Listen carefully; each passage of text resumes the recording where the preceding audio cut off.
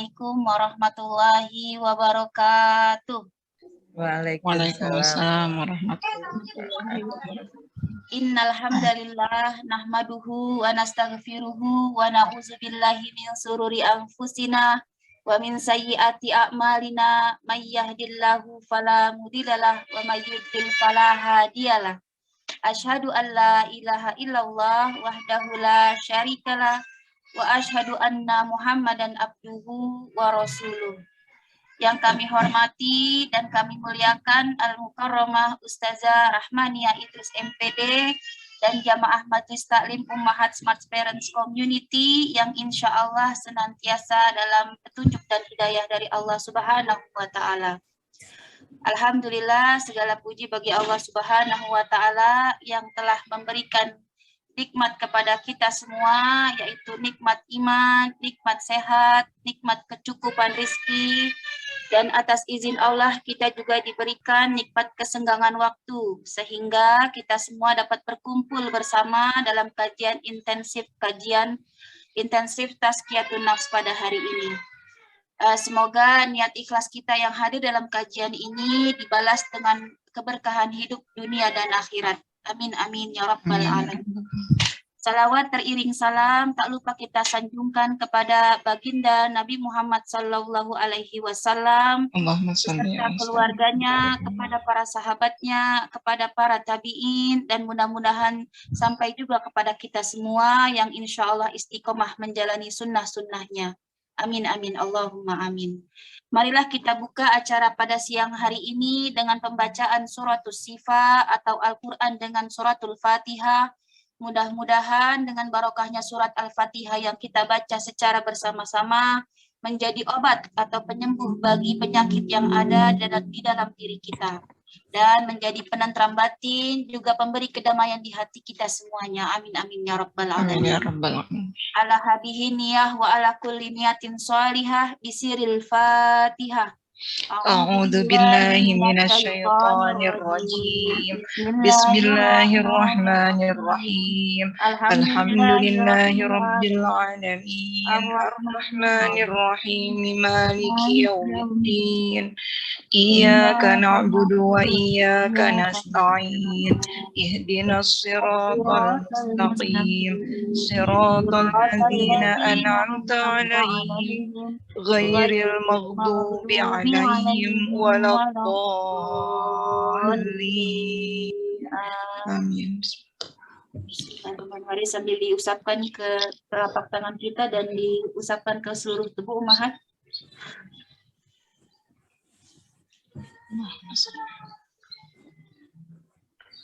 Baik, untuk mempersingkat kata dan memulai kajiannya, kami sambut Ustazah Rahmania Idrus MPD untuk berbagi ilmunya kepada kami semua di sini. Kepada Ustazah Rahmania Idrus MPD, tafadhol masykurah Ustazah. Syukran Bu Mimi.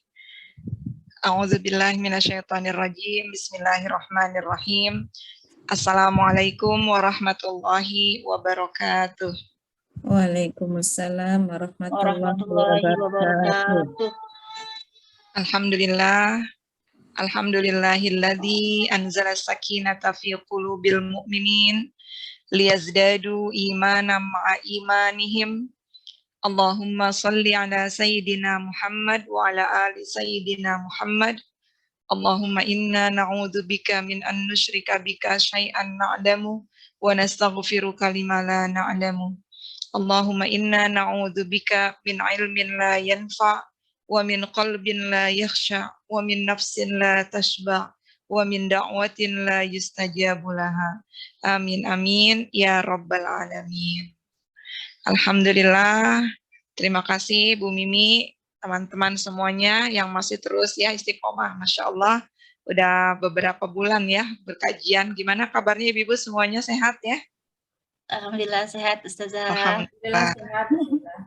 Di Tangerang cuacanya Masya Allah nih, lagi dingin, berangin seperti di puncak. Alhamdulillah, semoga ibu-ibu semua dari berbagai kota yang berbeda juga turut merasakan nikmat Allah Subhanahu wa Ta'ala. Entah itu nikmat cuaca hari ini, nikmat sehat, pasti semuanya Allah berikan nikmat. Hanya bagaimana level kesyukuran kita saat ini. La in syakartum la azidannakum wala in kafartum inna azabi lasyadid. Kalau makin banyak syukurnya, Allah makin tambah itu nikmatnya. Dan semoga kita tergolong ke dalam umatnya Rasulullah yang pintar bersyukur kepada Allah Subhanahu wa Ta'ala. Salawat dan salam selalu kita curahkan kepada kekasih kita, junjungan kita, Rasulullah Muhammad Sallallahu Alaihi Wasallam. Penuh rindu kita, penuh cinta kita. Semoga Allah perkenankan kita berkumpul bersama Rasulullah menjadi umatnya yang mendapatkan syafaatnya Rasulullah Sallallahu Alaihi Wasallam. Allahumma salli ala Muhammad wa ala ali Muhammad kama sallaita ala Ibrahim wa ala ali Ibrahim fil alamina innaka Hamidum Majid. Alhamdulillah ibu-ibu semuanya, bulan lalu kita sudah belajar ya perkenalan sedikit tentang terapi Quran, ya Bu ya, masih ingat nggak? Gimana caranya Rasulullah menterapi diri dengan ayat-ayat Al-Quran? Insyaallah. Ada yang masih ingat? Sekarang kita mau lanjutkan nih. Kenapa kita perlu menterapi diri dengan ayat Al-Quran, dengan Al-Quran? Karena hidup kita itu nggak pernah lepas dari yang namanya ujian. Ya kan Bu, semua kita ini pasti pernah atau mungkin saat ini dan sepanjang hidup kita selalu diuji. Maka disitulah kita perlu mengistiqomahkan diri kita, menguatkan pijakan kita, membersamai terus dengan ayat-ayat Al-Quran. Dan Al-Quran sebagai tuntunan hidup kita supaya kita nggak salah langkah. Di antara tujuan terapi Quran juga adalah mengembalikan diri kita kepada fitrah. Apa itu fitrah kita? Kemarin sudah disampaikan, fitratallahi allati fataran nasa 'alaiha la tabdila li kalimatillah. Fitrah kita itu ya fitrah kepada Allah, berdekat-dekat dengan Allah. Jadi ada fitrah rumah tangga, maka rumah tangga itu pun digunakan untuk mendekat kepada Allah.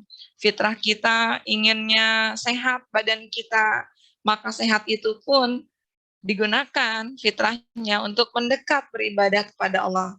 Fitrah kita di dunia ini ingin tenang, damai, ketenangan itu pun kita dapat dengan dekat kepada Allah Subhanahu wa Ta'ala. Jadi semua fitrah kita itu akan bermuara kepada Allah Subhanahu wa Ta'ala. Tapi terkadang ujian, gangguan hidup kita itu menjauhkan kita dari fitrah kita itu. Sekarang kita mau memahami kenapa sih saya diuji Allah, sehingga ketika kita melantunkan ayat-ayat Al-Quran dan kita memahami kenapa ujian itu Allah berikan kepada kita, apa itu ujian, ayat Al-Quran yang kita baca akan memberikan efek yang positif dalam hidup kita. Di antara efeknya itu kemarin adalah sebagai syifa. Karena banyak sekali orang yang yakin saja Al-Quran sebagai kesembuhan yang Allah berikan, tetapi tidak dibersamai dengan ilmu bagaimana dia menghadapi ujiannya itu, sehingga syifa pun tidak akan hadir dalam hidupnya. Semoga hari ini Allah ridho dan Allah membersamai kita dalam proses belajar kita, sehingga kita diberikan ilmu yang berkah, memahami apa sih ujian itu, kenapa sih kita ini hidup kita banyak ujian, belum lagi gangguan-gangguan lainnya. Nah, bismillahirrahmanirrahim. Semoga Allah mudahkan hari ini. Apa sih ujian? Yang ibu-ibu pahami itu ujian itu apa, Bu? Dalam bahasa, ujian itu ada dua makna. Di antaranya ada al-ikhtibar. Apa itu al-ikhtibar? Penyelidikan. Kenapa sih menyelidiki? Allah ingin mengetahui ini, sedang menyelidik si hamba ini. Pantas nggak dia disebut dengan hamba Allah? Yang kedua al-imtihan, percobaan. Apa yang perlu dicoba? Bagaimana dia bisa menanggapi, meniti ujian yang Allah berikan? Apakah dia pantas atau tidak? Lulus atau tidak? Seperti halnya anak sekolah, kalau dia mau masuk ke jenjang berikutnya, anak SD mau ke SMP, biasanya apa? Kan menjalani ujian dulu.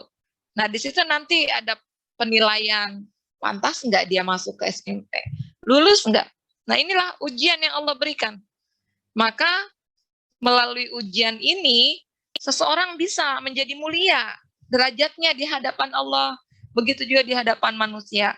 Tetapi banyak juga orang yang diberi ujian, mendapat ujian, malah dia menjadi terhina di hadapan Allah. Bahkan juga di hadapan manusia dia terhina.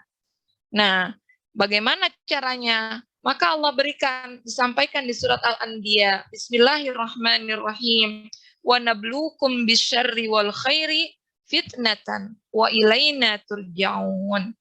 Pasti kami akan menguji kamu dengan keburukan, kata Allah.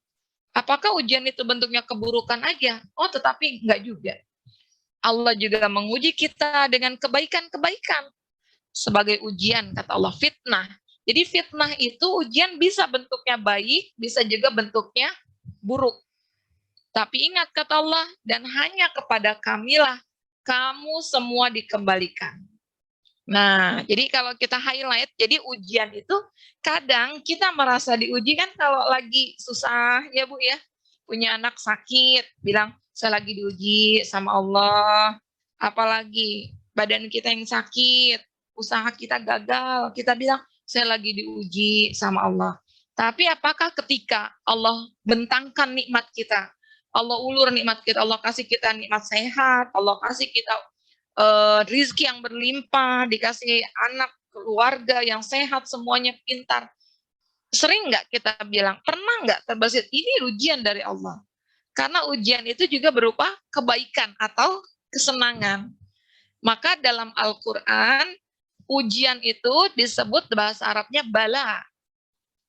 Nanti akan ada banyak konteks terminologi ujian.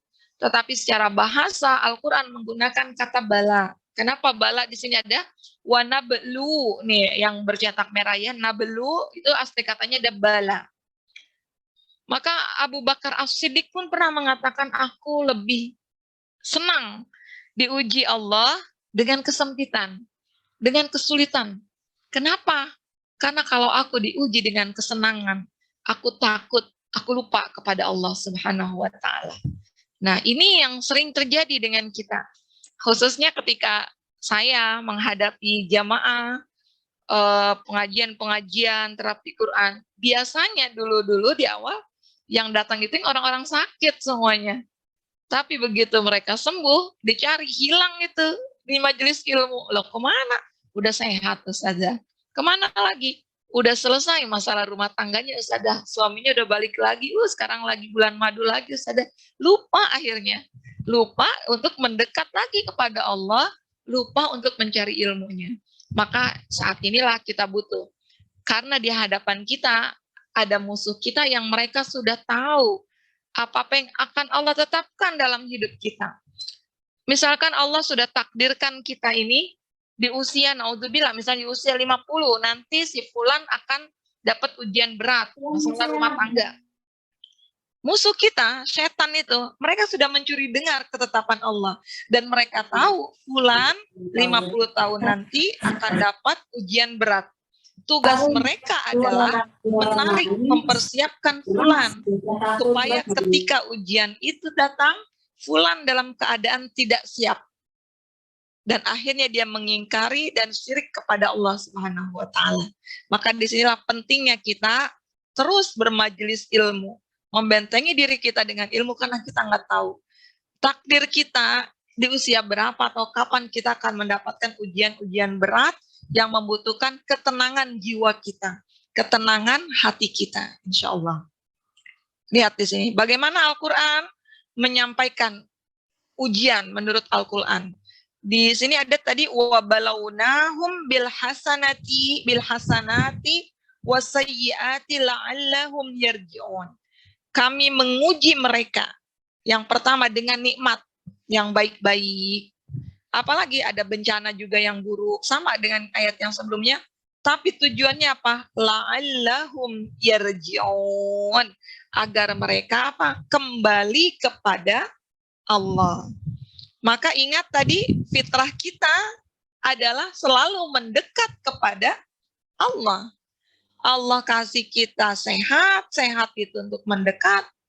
Kalau dikasih sehat nggak mau deket sama Allah, dikasih kaya nggak mau sedekah, akhirnya Allah pun menguji, dikasih cobaan berat. Semata-mata apa? Karena sayangnya Allah, supaya dia kembali mendekati fitrahnya, kembali kepada Allah. Kemudian di ayat lain, di surat Al-Kahf ya, Inna ja'alna ma'alal ardi zinatan laha linabluwahum ayyuhum ahsanu amala. Ini dia.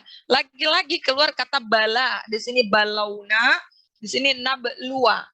Kalau ibu enggak belajar bahasa Arab, tapi insya Allah bisa menangkap ada kesamaan bunyi ya Bu ya. Kesamaan huruf. Apa sama hurufnya Bu? Huruf apa aja yang sama di sini? Huruf ba dengan lam. Bala gitu ya. Bala. Artinya tadi ujian sungguh, kata Allah, kami menjadikan apa yang di bumi sebagai perhiasan. Ini ujian yang baik nih. Perhiasan, tapi bisa juga nanti ujiannya yang buruk. Agar kami menguji kepada mereka, siapa di antara mereka yang paling baik amalnya. Siapa yang amalnya paling baik menghadapi semua kesenangan-kesenangan di dunia ini. Menghadapi semua ujian yang Allah berikan. Nah, akhirnya di sini ada penjelasannya. Menggunakan kata bala, ya belu, yang artinya ujian. Kalau ujian dalam perspektif kita, ibu-ibu, bisa positif dan bisa negatif ya Bu. Kalau orang diuji tadi, hasilnya dia bisa lulus, dia dimuliakan. Kalau dia nggak lulus, jadinya apa? Terhinakan. Ya Bu ya, bisa positif dan bisa negatif. Kenapa Al-Quran nggak menggunakan kata masalah? Mas'alatun, padahal ada dalam bahasa Arab masalah, artinya permasalahan. Kenapa kok nggak menggunakan kata masalah? Coba, kalau kita dengar kata masalah, dalam asumsi pertama kita, dia negatif atau positif? Negatif, Ustazah. Negatif. Nah, berarti ujian itu nggak selamanya negatif, karena pada hakikatnya, ujian itu bukan untuk menghinakan seorang hamba. Pada hakikatnya, ujian bukan untuk merendahkan, tetapi ujian justru ingin melihat bagaimana sikap hamba yang terbaik di hadapan Allah Subhanahu wa Ta'ala. Maka saat ini, siapa-siapa yang merasa sedang diuji, kita semua sebetulnya sedang diuji. Tapi kadang kita lebih merasa itu tersentil kalau Allah lagi kasih ujian kita yang berat-berat. Maka sabar. Kuncinya adalah Allah pengen jawaban yang terbaik dari saya. Selalu tanyakan ketika menghadapi itu, mencari solusi dari semua masalah, kita tanya dulu, Allah ridho enggak dengan jalan yang saya tempuh ini? Rasulullah mengajarkan enggak caranya kayak gini? Misalnya diuji sakit, panjang, lama, berobat ke dokter, nggak ada hasil yang signifikan, sudah minum obat, ikhtiar, belum juga sembuh. Tiba-tiba ada yang nawarin, di sana ada yang bisa, tinggal dipindah aja sakitnya ke ayam, misalnya diangkat penyakitnya ke ayam. Atau harus dioperasi, nggak perlu operasi, di Banten ada tuh. Tinggal dipotong, belek, hilang semua masalahnya, itu dipindahin ke telur masalahnya, gitu kan. Penyakitnya itu masalah instan dan memang terbukti benar hilang itu sakitnya. Tapi tanyakan yang pertama, apakah sesuai syariat atau tidak? Kalau sesuai syariat, tanya lagi yang kedua, apakah sesuai dengan akal sehat atau tidak? Jadi dua aspek ini harus selalu terpenuhi bagi semua hamba yang ingin menjawab ujian Allah. Nggak bisa. Tapi kan sesuai syariat, akal sehatnya nyampe nggak kayak gitu? Oh, ternyata kok nggak bisa kayak gitu. Maka syariat dan akal sehat ini harus selalu berjalan seiring. Nah, inilah sikap terbaik kita ketika kita menjawab ujian yang Allah berikan kepada kita semuanya. Mau kayak, oh ternyata gampang, tinggal puasa aja 3 hari, nggak usah makan, nggak usah ngomong. Nanti tiba-tiba di rumah kamu ada emas batangan gitu ya, 10 gepok gitu. Puasa, puasa kan ada di syariat. Tapi apakah sesuai akal sehat orang kaya seperti itu? Kan enggak. Kembalikan lagi. Dan goals utama Allah ridho enggak dengan apa yang saya tempuh saat ini. Rasulullah mengajarkan enggak cara-caranya kayak gini. Nah, ini yang harus kita pegang selalu. Alladzi khalaqal mauta wal hayata liyabluwakum ayyukum ahsanu amala. Lagi-lagi Allah sampaikan liyabluwakum, Allah mau nguji. Allah ciptakan mati, hidup, semuanya itu Allah mau ngelihat amal siapa yang paling baik. Amal siapa yang baik menghadapi ini. Dan semoga makanya kita minta bimbingan Allah. Kalau apapun ya Allah tolong bimbing saya. Jangan sampai hilaf. Jangan sampai pengen caranya instan aja. Biar selesai semua masalah saya. Tapi amal itu nggak baik di hadapan Allah. Hilang nanti itu. Nggak ada bobotnya. Bahkan menjadi beban hisab kita di yaumil akhir nanti. Maka doanya ada di surat Al-Kahfi ayat 10. Kalau ibu-ibu mau minta terus petunjuk Allah. Rabbana atina min ladunka rahmah wa hayyi lana min amrina rasyada. Ya Allah, berikan dari sisimu rahmat, kasih sayangmu ya Allah, dan sertai kami ya Allah, petunjuk-petunjuk yang benar selalu berada di jalan itu. Wa hayyi lana min amrina rasyada, dari semua urusan kami. Sekarang selanjutnya nih, di sini juga Allah gambarkan bahwa dalam hidup kita, Bu, nggak ada tuh yang nggak pernah menghadapi ujian. Ujian yang dicontohkan oleh Al-Quran, ini adalah ujian-ujian kesusahan. Di surat Al-Baqarah ayat 155 Allah berfirman, keluar lagi kata bala, walanabluwannakum bisyai'im minal khawf wal ju' wa naqsim minal amwal wal anfusi was samarat. Dan pasti kata Allah, sungguh kami akan uji kalian semuanya. Bisyai'in, sedikit aja. Dengan apa? Yang pertama, takut. Kemudian rasa lapar. Ada yang diuji lagi dengan kekurangan harta. Ada lagi yang diuji kurang apa jiwanya, nggak tenang, lemah hatinya. Apa contohnya? Orang yang dicintainya Allah panggil lebih dahulu. Anaknya sakit, lemah hati kita, lelah kita, capek. Ini ujian dari Allah. Wassamarat, dan buah-buahan. Artinya apa buah-buahan? Bahwa semua upaya kita, usaha kita yang kita tempuh hari ini, kita punya target, kita punya tujuan. Ternyata tujuannya itu nggak sesuai dengan yang kita rencanakan hasilnya. Nah, ini dia wassamarat. Maksudnya buah-buahan itu seperti itu. Jadi apa yang kita upayakan nggak sesuai dengan hasilnya. Nah, kira-kira Bu, apakah kita ada yang belum pernah merasakan kelima ujian itu? Takut. Siapa yang belum pernah diuji dengan takut? Hampir setiap kita dulu ketika pandemi sedang naik, kita takut. Ini ujian kita. Kemudian lapar, saudara kita ada yang merasakan kelaparan. Kurang harta, imbas pandemi masih ada yang merasakan sampai saat ini. Pekerjaan yang menyusut, ya tadinya kita bisa belanja macam-macam, ternyata untuk bertahan hidup aja kita alhamdulillah. Kemudian juga apa? Semua ini ujian kita pernah merasakannya. Dan semua kita dapat bagian itu.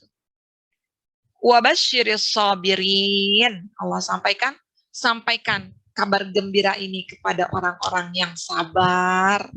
Masya Allah. Ada ya orang diuji, dia bergembira. Ada ya orang yang rizkinya berkurang, pendapatannya surut, tapi bergembira. Kira-kira dari kita ada nggak yang begitu, Bu? Saya tanya nih, Ibu, ada nggak yang gembira kalau anaknya sakit? Sedih saja. Karena ini adalah kabar gembira dari Allah katanya. Kalau kita gambarkan, analogikan, Ibu kalau punya anak mau ikut CPNS, pasti sibuk. Kita berkasnya dulu disiapkan. Pertama seleksi berkas. Kemudian setelah seleksi berkas, ternyata anaknya lulus, dipanggil lah itu, anaknya dipanggil. Ibu senang nggak tuh? Senang. Kabar gembira nggak tuh dipanggil? Kabar gembira. Kabar gembira banget, di antara ribuan anak kita lulus. Itu baru seleksi awal. Dipanggil buat apa sih? Apakah dipanggil langsung kerja dapat gaji enak? Buat proses selanjutnya. Diapain tuh proses selanjutnya? Di interview misalnya saja. Nah, Kita, interview, saja. menjawab psikotes kan? Ujian bukan itu? Ujian. Nah, dipanggil ujian dunia, kita senang. Kenapa ketika Allah panggil kita nggak senang? Maka kata Allah, ini kabar gembira. Karena dari ribuan jutaan hambaku, kamu yang dipilih. Wabasyiris sabirin, kata Allah, sampaikan. Ini kabar gembira buat orang-orang yang bersabar. Siapa itu orang-orang yang bersabar? Dilanjutkan. Alladzina idza asabathum musibah qalu inna lillah wa inna ilaihi raji'un. Mereka itu orang-orang yang bersabar. Kalau mereka dapat musibah, yang pertama kali mereka ucapkan adalah inna lillah. Apa artinya inna lillah, Bu? Kita ini semuanya milik Allah. Wa inna ilaihi raji'un. Dan kita semuanya akan kembali kepada Allah. Dipuji punya suami cakep, kaya, bertanggung jawab. Suaminya nggak pulang-pulang. Kita bilang apa, Bu? Inna lillah. Ya Allah, suami yang begitu aku cintai, yang begitu aku banggakan, ya Allah, ternyata dia bukan milikku. Adalah mudah bagimu membalikkan hatinya saat ini, dia pindah ke tempat yang lainnya. Dia jatuh hati dengan lainnya, inna lillah, suamiku bukan milikku, tapi suamiku milikmu, ya Allah. Mata kita punya siapa, Bu, mata? Punya? Punya Allah. Ya Allah. Maka boleh nggak kalau Allah suatu saat ambil penglihatan dari mata kita? Karena ini bukan milik kita, yaitu milik Allah. Maka seorang muslim yang senantiasa berserah diri ketika dia punya masalah, inna lillahi, Allah begitu menyakitkan. Kenapa sih kita sering sakit? Kenapa kita sering kecewa? Kenapa, Bu? Karena orang yang sering kecewa itu, mereka yang sering kali merasa semua di dunia ini adalah miliknya. Akhirnya dia kecewa. Andai kita sadar apa yang kita miliki, yang kita jalani hari ini adalah milik Allah Subhanahu wa Ta'ala. Perut sakit, ya Allah, inna lillah. Perut ini juga punyamu, ya Allah. Wa inna ilaihi raji'un. Nanti aku pun akan kembali kepadamu. Ketika kembali inilah aku akan diminta pertanggungjawaban. Bagaimana aku menjawab ujian saat ini yang kau berikan? Ya Allah, maka izinkan aku saat ini. Punya suami lagi diuji dengan suami. Izinkan ya Allah, aku menjadi istri yang solihah. Bimbing aku supaya bisa menjawab ujian ini dengan cara yang kau ridho. Kelak nanti aku bertanggung jawab di hadapan. Al-yawma nakhtimu ala afwahihim wa tukallimuna aydihim wa tashhadu arjuluhum bima kanu yaksibun. Bukankah nanti ada hari ketika Allah tutup mulut kita, Allah kunci mulut kita, nggak bisa mengucapkan, nggak bisa berbohong lagi, tetapi kaki, tangan kita semua menjadi saksi di hadapan Allah atas apa yang kita lakukan saat ini. Semua ujian yang Allah berikan, gimana kita menjawabnya? Itu dia. Wa inna ilaihi raji'un. Maka kita bermohon kepada Allah selalu berada dalam bimbingannya. Selalu diberikan keridhaan menghadapi ujian-ujian yang Allah berikan saat ini kepada kita. Dan ingat kata Allah, kalau kalian sudah bersabar, berserah diri, tapi berikhtiar dengan cara terbaik yang Allah ridho, sudah disiapkan. Ulaika alaihim salawatum mir rabbihim wa rahmah wa ulaika humul muhtadun. Mereka itulah yang mendapatkan keberkatan. Mereka mendapatkan penghormatan dari Allah. Salawat. Mereka dapat hadiah, jackpot dari Allah. Itu disebutkan salawatun. Kalau pernah belajar bahasa Arab, mungkin Bu Mimi masih ingat, bentuknya itu nakiroh, nggak pakai alif dan lam. Lihat, sholawatun, bukannya as-sholawatu. Kita tahu kalau nggak pakai alif lam itu, artinya adalah indefinite, common, luas artinya. Nggak tertuju penghormatan yang kayak gimana sih? Enggak. Hadiah yang kayak gimana sih? Enggak. Tetapi nanti Allah berikan jackpot yang kita nggak tahu tuh kejutannya yang luar biasa. Allah sembunyikan itu buat kita. Sebagai penghormatan hadiah besar buat mereka-mereka yang bersabar. Warahmah, rahmat Allah, yaitu surga, rahmat tertinggi Allah. Wa ulaika humul muhtadun. Mereka orang-orang yang mendapatkan petunjuk dari Allah Subhanahu wa taala. Maka saat ini yang masih merasa berat dengan ujiannya, yakin ibu-ibu, ketika kita lagi berat, saya sering bicara sendiri dengan diri saya, ya Allah, ada surga di sana ya Allah. Aku mau ya Allah surgamu itu karena engkau udah janji ada surga yang kau janjikan buatku ya Allah. Ya Allah mohon bimbing aku ya Allah. Jangan sampai batal surga itu diberikan kepadaku. Lihat tadi ujian-ujian yang Allah berikan itu. Dari rasa takut, rasa lapar, kurang harta, jiwa-jiwa kita lemah, fisik kita sakit ya Bu.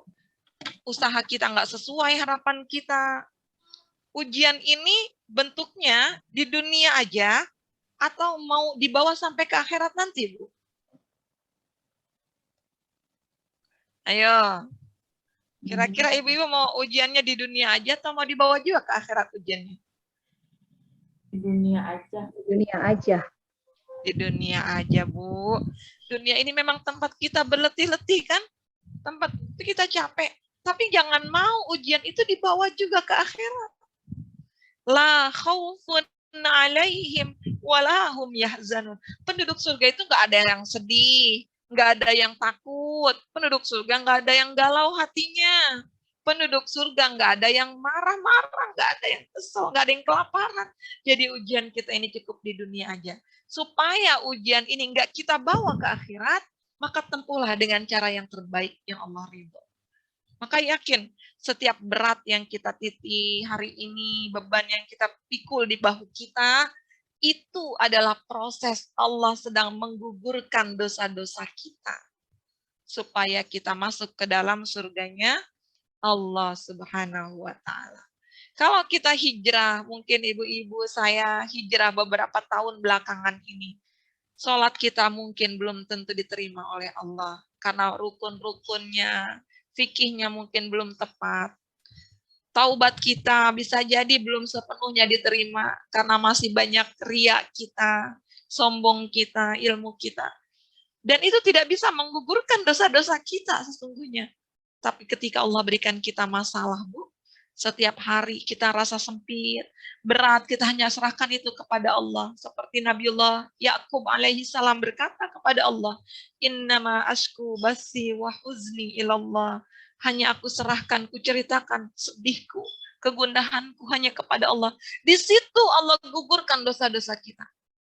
Maka Rasulullah mengatakan, Rasulullah bersabda, tidaklah seorang muslim dia tertusuk duri sampai ada sesuatu yang berat yang dia rasa dari dirinya itu. Berat dia menjalani hidupnya. Kecuali apa yang terjadi, Allah catat baginya pahala. Allah angkat derajatnya, dihapus darinya dosa-dosanya. Masya Allah. Jadi seperti ini kabar gembira bukan, Bu? Kabar gembira. Kabar gembira. Jadi siap diuji oleh Allah? Insya Allah. Insya Allah. Insya Allah, Masya Allah.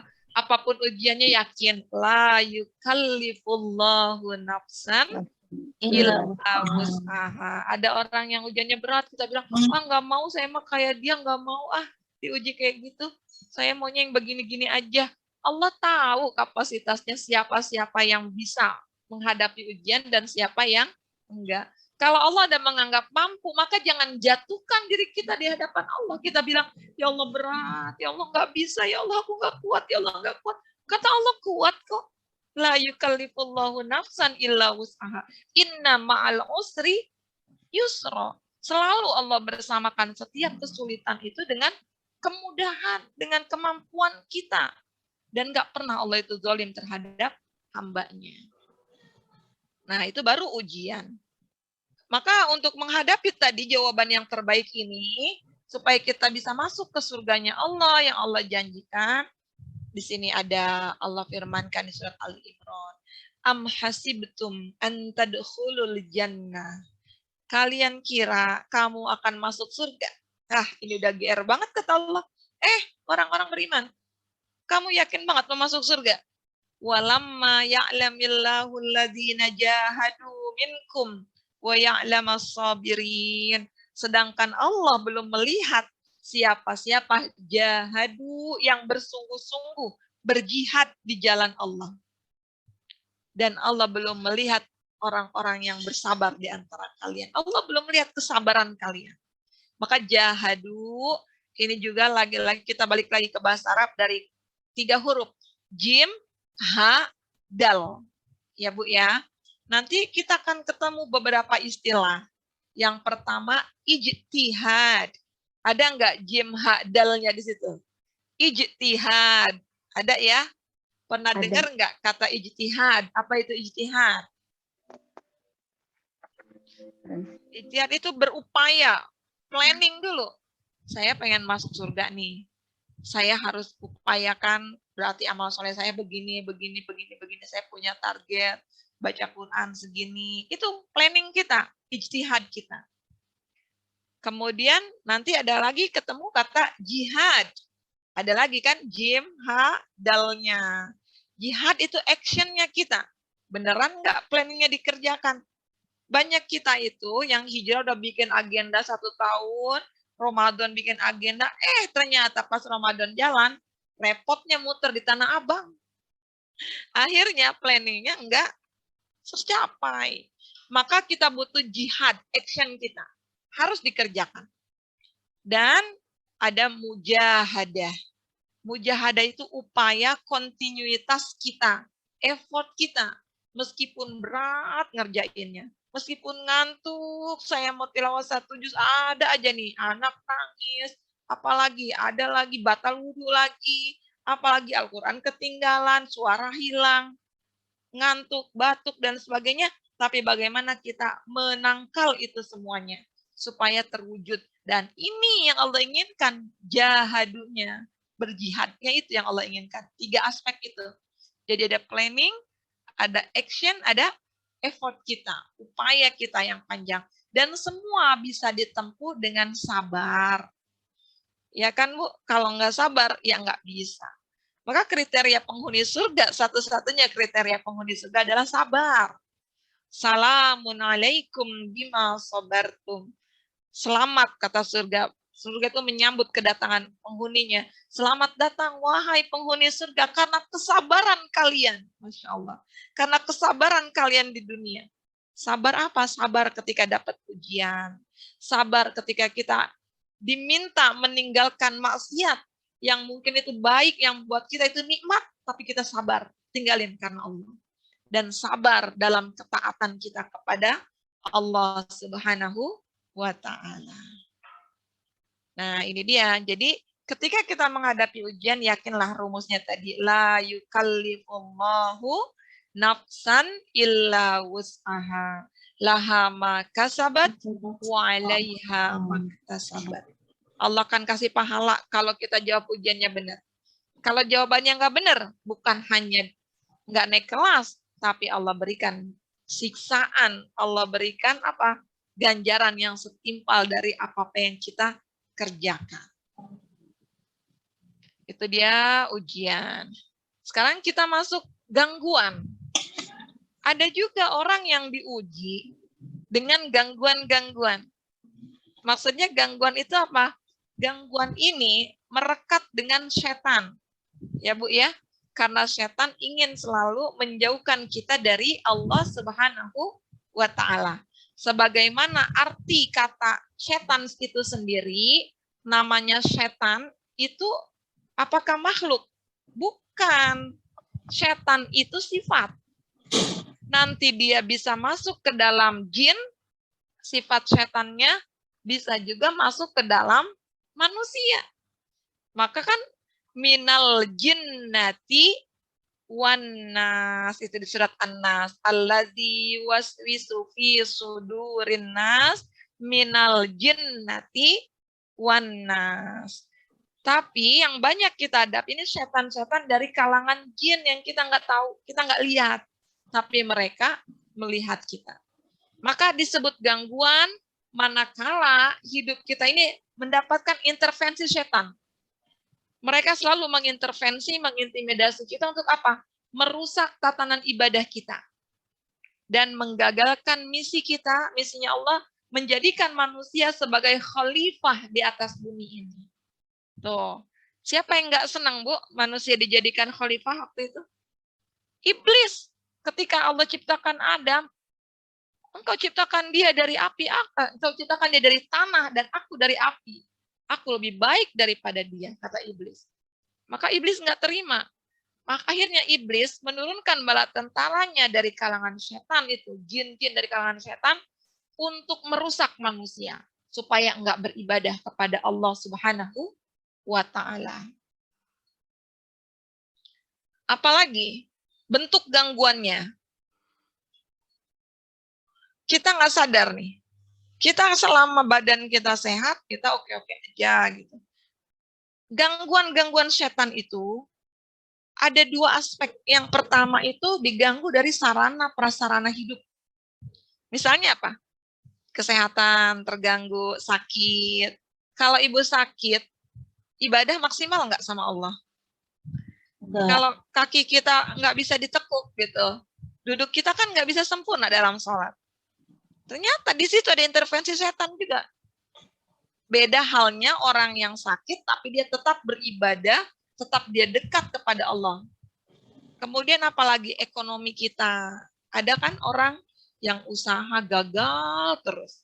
Ternyata di situ ada intervensi setan. Supaya kita syirik kepada Allah nanti. Dari sisi sosial, aspek sosial. Misalnya apa? Kemiskinan, ada orang yang keturunannya ada penyakit terus turun-temurun, ada satu keluarga, saya dapatnya juga satu keluarga dari kakek, ibu, neneknya, itu ternyata mengalami gangguan yang sama, gangguan jiwa. Dan itu katanya penyakit keturunan, gangguan jiwa. Ternyata disitulah ada intervensi setan, mengganggu keturunan kita. Jodoh, ada orang yang terhambat kan saat udah usia 40 lebih, belum juga nikah. Ada juga tempat tinggal, kita seringlah dengar cerita tempat tinggal diganggu setan gitu ya Bu ya, jadi tempat yang angker lain sebagainya. Dan ini dari sarana prasarana hidup kita yang diganggu. Dan ketika ini terganggu, nggak sedikit sekali dari kita yang menyadari ini ada intervensi setan di situ. Indikatornya apa? Ketika ibadah kita itu terganggu. Ketika misi kita untuk menjadi khalifah, berdakwah, ketika kita ingin menebar kebaikan, terhambat itu semuanya. Di sini ada intervensi setan. Dan kita nggak sadar kan, Bu? Nah, apalagi gangguannya selain sarana prasarana ini yang berbahaya. Setan juga mengganggu sistem hidup kita. Apa itu sistem hidup? Konsep-konsep dan aturan hidup, serta akidah kita. Akidah kita mulai digoyang-goyangin. Banyak sekali akhirnya pemahaman-pemahaman. Apa ya, kemarin saya lihat itu ada mestakung gitu. Semesta mendukung. Itu berdoa kepada semesta.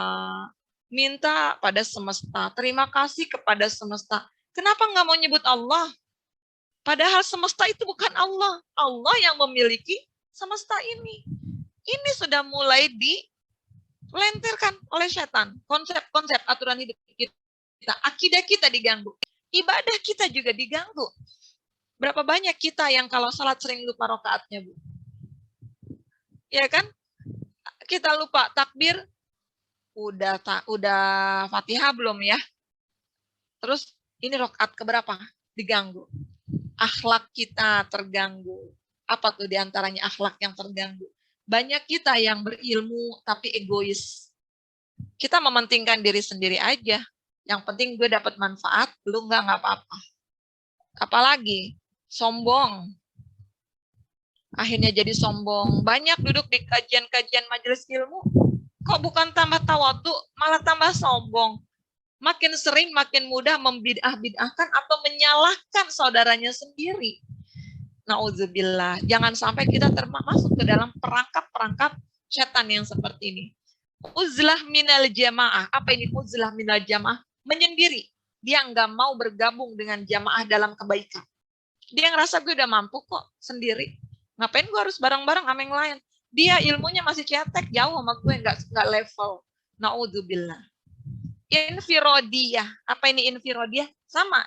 Dia sendiri aja dari munfarid itu. Sendiri aja. Dalam kebaikan. Dia sendiri. Kamu memisahkan diri dari jamaah, beramal sendiri, nggak mau bareng-barengan. Maka seperti ini ibu-ibu, kita selalu bina terus kesatuan kita. Kalau udah punya kelompok dalam kebaikan, jangan sampai berpecah. Karena di sini setan akan bermain, Bu.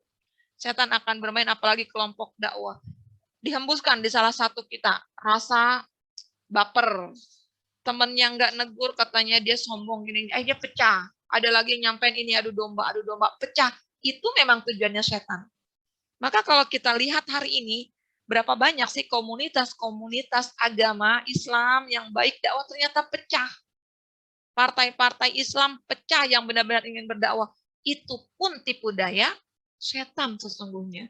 Andai kita sadar, setan selalu membuka, mengganggu dari sistem hidup kita. Sehingga terjadi apa? Tafriqah, perpecahan. Kemudian muncul lagi nanti ada sifat isti'jal. Apa itu isti'jal? Tergesa-gesa. Maunya buru-buru aja. Bahkan dalam belajar maunya tergesa-gesa. Ustazah, bab segini belum. Kita ini lagi kemarin. Padahal ilmunya juga belum diamalkan. Udah tergesa-gesa aja minta ke gurunya. Ini lagi, tambah lagi Ustazah. Ada lagi infialiyah. Nah, ini dia infialiyah itu. Emosional. Emosinya nggak stabil. Ada nggak orang yang kayak gitu? Kalau lagi baik-baik banget. Kalau lagi marah, bisa jadi orang paling jahat itu yang kita temui. Ada ya, Bu ya? Nih, hati-hati kita berhadapan dengan yang seperti ini, gangguan setan. Ghadban, mudah tersinggung, marah, baper, hasad, dengkian, selalu buruk sangka, tulul amal. Apa nih tulul amal? Panjang angan-angannya. Nanti pengen begini, terus nanti dari Bali mau keliling dunia begini, gini. Terus, tapi yang dikejar tuh dunia aja. Dia kerja untuk memenuhi hasrat di dunianya. Sama dengan hubbud dunia, cinta kepada dunia. Kalau dia dapat harta, dia dapat kebaikan, dia dapat keberhasilan, akan dia genggam. Dia masukkan ke hatinya, sehingga dia nggak rela tuh, ditinggalkan itu semua. Padahal harta kita, capaian kita itu untuk di dunia cukup dalam genggaman tangan kita, jangan sampai masuk ke dalam hati kita. I'jabin nafas, apa itu i'jabin nafas? Kagum dengan diri kita sendiri, naudzubillah. Betapa banyak kita yang seperti itu kan. Kalau nggak ada gue nih, komunitas ini nggak bakalan jalan.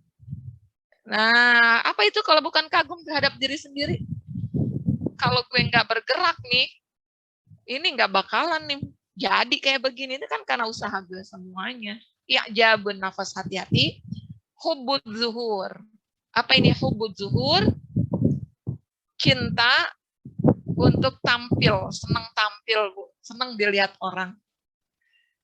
Nah, ini banyak kita yang begitu, Bu. Dikit-dikit cekrek status supaya orang lain lihat, supaya yang lain lihat.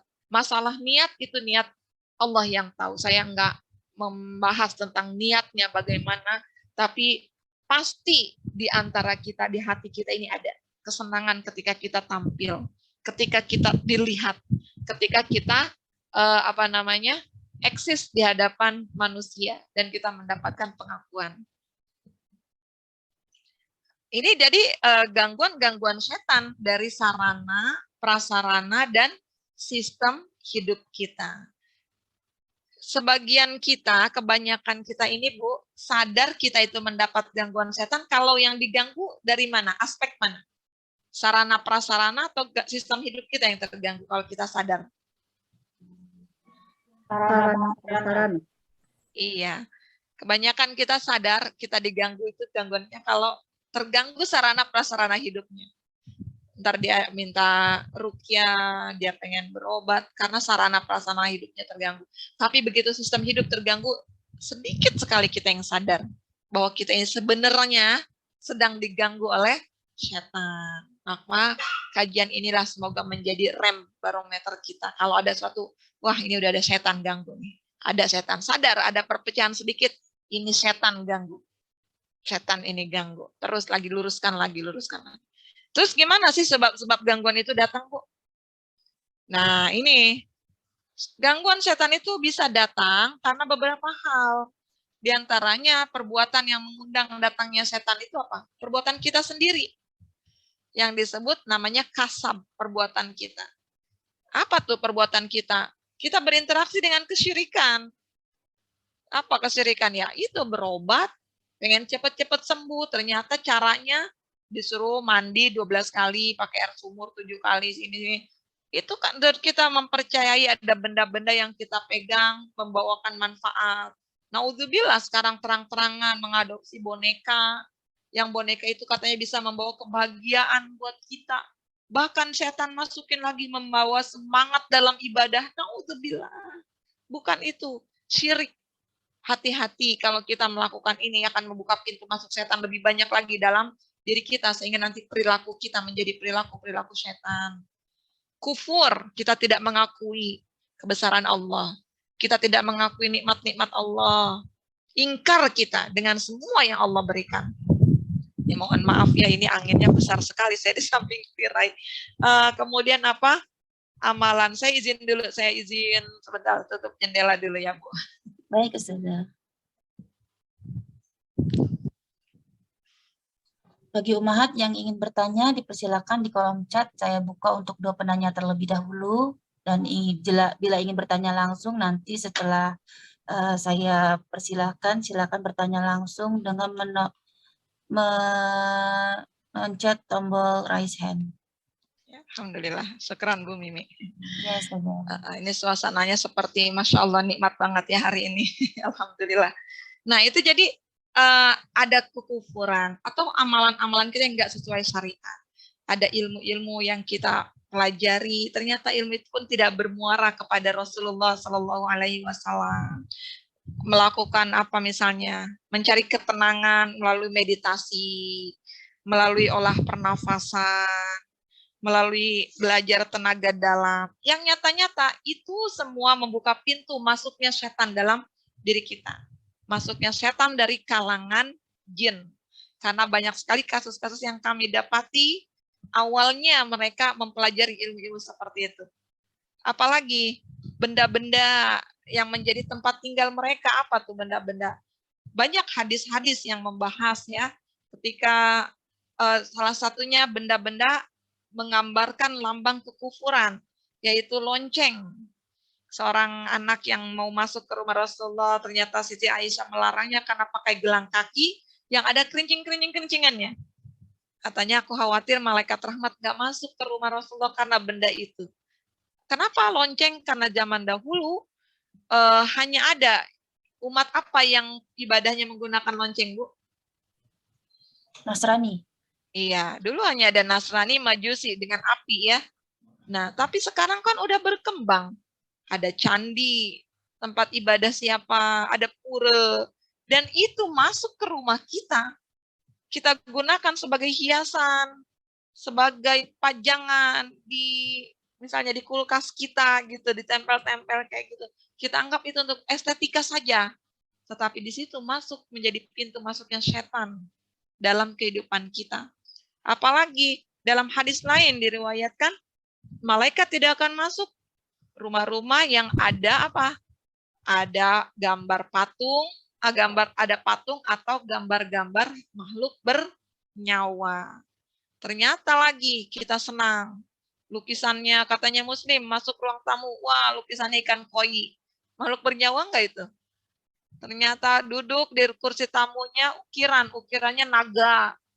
Dan kita nggak sadar, itu benda-benda yang menjadi tempat tinggal mereka. Ada jimat, raja, wapak, dan lain-lain.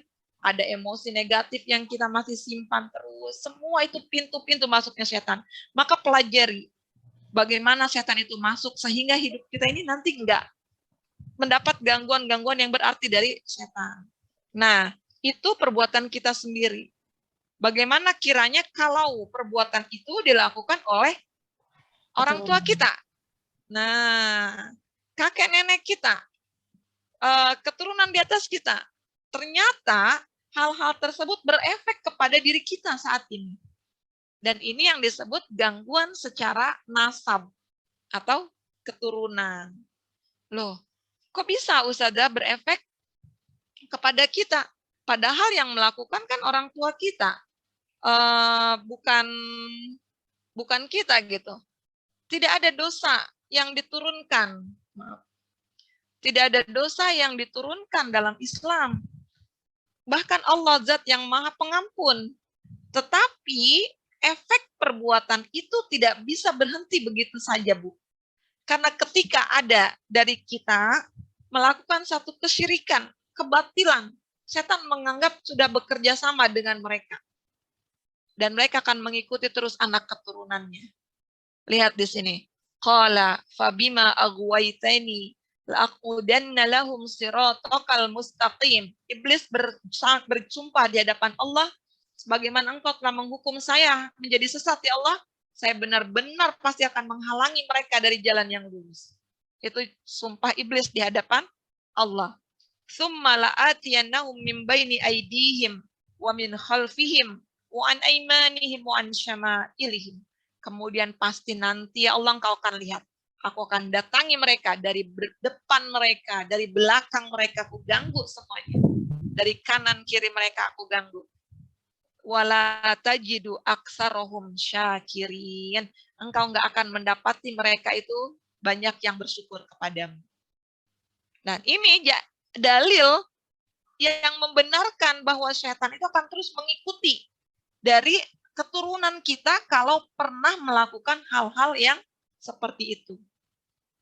Bayangkan, Bu, kita belum selesai dari efek keturunan kita di atasnya.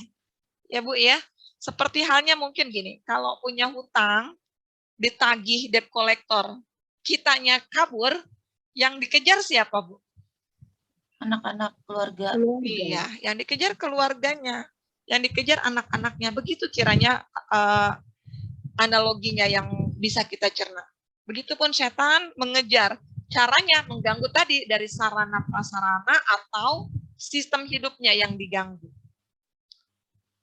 Dan Indonesia ini 90% kita, orang tua kita dulu itu adalah dari paham animisme. Dan tidak ada, kita jarang sekali yang tidak bersentuhan dengan hal-hal seperti itu.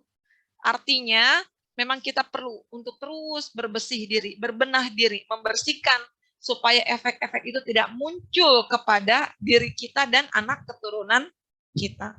Belum lagi selesai gangguan dari keturunan itu, kita tambah lagi.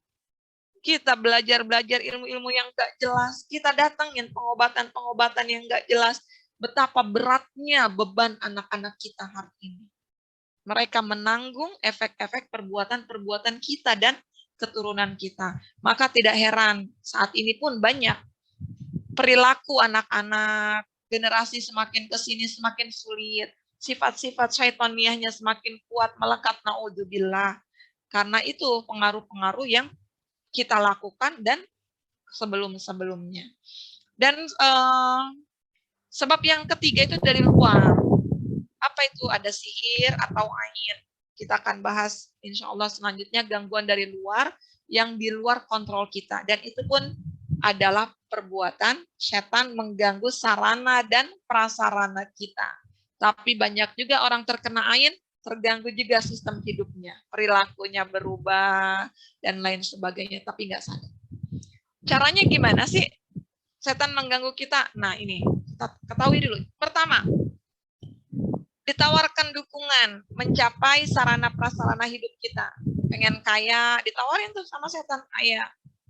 Lalu setelah dia kaya, ya terjamin semuanya, dia akan menjadikan model, diri kita ini dijadikan model keberhasilan supaya orang lain ikut kayak kita. Ada nggak yang kayak gitu, Bu? Mau sembuh, datang ke Ki Joko ini misalnya ya, ke ajengan ini. Sembuh. Udah sembuh, nanti orang melihat, oh dia sembuh, datang, dia sembuh ke sana. Ikut. Supaya yang lain ikut. Ditawarkan kesembuhan, dapat kesembuhan. Ditawarkan kekayaan, dapat kekayaan. Tujuannya apa? Supaya yang lain ikut. Hidup syaitaniahnya. Kemudian yang kedua, atau kalau ditawarkan, kalau nggak dihambat. Setan berusaha merusak, menghambat tuh sarana prasarana hidup kita tadi. Tempat tinggal, kehidupan kita, kesehatan kita diganggu, dirusak. Pernikahan kita dirusak. Harapannya apa? Kita akan berputus asa, Bu. Ketika kita mengalami ujian kayak gitu, kita berputus asa dan menyerah. Kemudian kalau udah menyerah apa? Beralihlah kita cari alternatif sistem hidup yang ditawarkan setan itu. Cari pengobatan yang cepat. Cari, ada orang kemarin saya dapati masalah rumah tangga. Supaya suaminya balik, instan dia datang ke Ustadz dipasang susuk. Kata Ustadz supaya suaminya jatuh cinta lagi sama dia, pasang susuknya. Apakah itu sesuai dengan syariat? Ditawarkan seperti itu. Ini yang kita sebut bukan Ustadz 100% ya. Banyak dukun-dukun yang berkedok Ustadz. Selanjutnya lagi nanti kalau itu ditawarkan lagi, dijanjikan ke poin 1 lagi. Kalau dia berhasil, jadi role model lagi. Jadi contoh lagi buat yang lainnya. Pada akhirnya, Bu, nanti di poin 1 dan 2 itu udah ditawarkan, dijatuhkan, dihambat itu. Nanti di akhir, setan akan menarik dukungannya. Yang dulunya belajar ilmu kebal, beneran kebal. Ternyata di akhir hidupnya, Bu, dicabut itu, ditarik sarana prasarananya tersebut, lalu dia terjatuh, terpuruk kehidupannya, baik di dunia dan akhirat. Bahkan saya banyak dapati ketika orang-orang yang seperti itu sakit di tuanya, untuk beristighfar saja sulit, Bu. Apalagi untuk mengucapkan la ilaha illallah, na'udzubillah. Ini kami dapati. Banyak kami dapati. Kenapa ketika dia sakit udah tua Ustazah susah banget, drop tiba-tiba sehat lagi, begitu terus, sampai keluarganya bilang kenapa Ustazah, ternyata memang dia pernah mempelajari, mungkin pernah mempelajari ilmu kebal, pernah punya amalan-amalan, dan saat ini ketika sakitnya setan udah menarik itu dukungannya. Sudah diambil semuanya yang diberikan, tujuannya nanti ketika kembali kepada Allah tidak bisa mengucapkan la ilaha illallah. Na'udzubillah, summa na'udzubillah. Nah ini saya berikan checklist, nanti ibu-ibu bisa cek. Jangan-jangan saya ada gangguan nih, gangguan setan dari sarana prasarana dulu nih, atau dari sistem hidupnya. Kadang kita merasa ini biasa aja kok, sakit-sakit biasa aja lah, ini sakit medis gitu ya. Ternyata ini adalah data-data yang kami kumpulkan dari kasus-kasus ruqyah yang sering kami hadapi. Dan ini dihimpun oleh guru kami sendiri, beliau adalah salah seorang pembina Dewan Arsy Asosiasi Ruqyah Syariah Indonesia. Yang kami dapati seperti ini, gangguan-gangguan fisik. Jika ibu-ibu hari ini ada yang merasakan seperti itu, silakan diisi checklistnya. Oh, ternyata saya ini pernah nggak pusing-pusing sebagian atau keseluruhan, leher berat atau kaku. Mungkin kita dulu menganggap itu vertigo atau apa ya, darah tinggi gitu ya, kolesterol. Kemudian ada nyeri dada, panas, bagian persendiannya sering sakit, dadanya panas, cepat lesu, letih. Nah ini nih yang sering nih. Kok usia saya masih muda, kok saya cepet capek ya? Gitu, cepet capek, mau ngapain dong? Oh gitu. Terlepas dia tuh memang jarang olahraga, pola hidupnya, tapi dari aspek yang lainnya perlu kita antisipasi. Oh jangan-jangan ini saya ada gangguan setan. Kalau cepet capek, ibu mau ibadah pun susah, nanti ngantuk jadinya. Sakit pada perut dan ulu hati. Ada yang jantungnya seperti ditusuk, berdebar keras atau tidak teratur. Sekalipun dalam kondisi biasa. Sering kami dapati, dia rekaman jantung, sehat jantungnya, nggak ada masalah apa-apa. tapi sering sakit, aduh sakit. Nah, kemudian apalagi gangguan sekitar rahim, kalau laki-laki itu prostat, ada yang sulit dapat keturunan, ada yang gangguan ginjal, nah ada yang pandangan matanya kabur. Biasanya kaburnya kenapa tuh? Kalau buka Al-Quran, pandangan matanya kabur. Kalau ngelihat duit yang merah, seger lagi. Nah ini juga gangguan setan. Ada yang sering kedutan. Nah kadang mata suka kedutan atau tempat-tempat tertentu. Cerut. Frekuensi lama, cepat gitu. Ini pernah dirasakan atau saat ini kita sering merasakan atau sedang merasakannya. Ada orang yang kalau tidur giginya kreat-kreat, getek-getek gitu. Bahkan anak-anak itu ada yang seperti itu. Memiliki kekuatan fisik di luar kemampuan manusia umumnya. Jadi ini silakan dicek.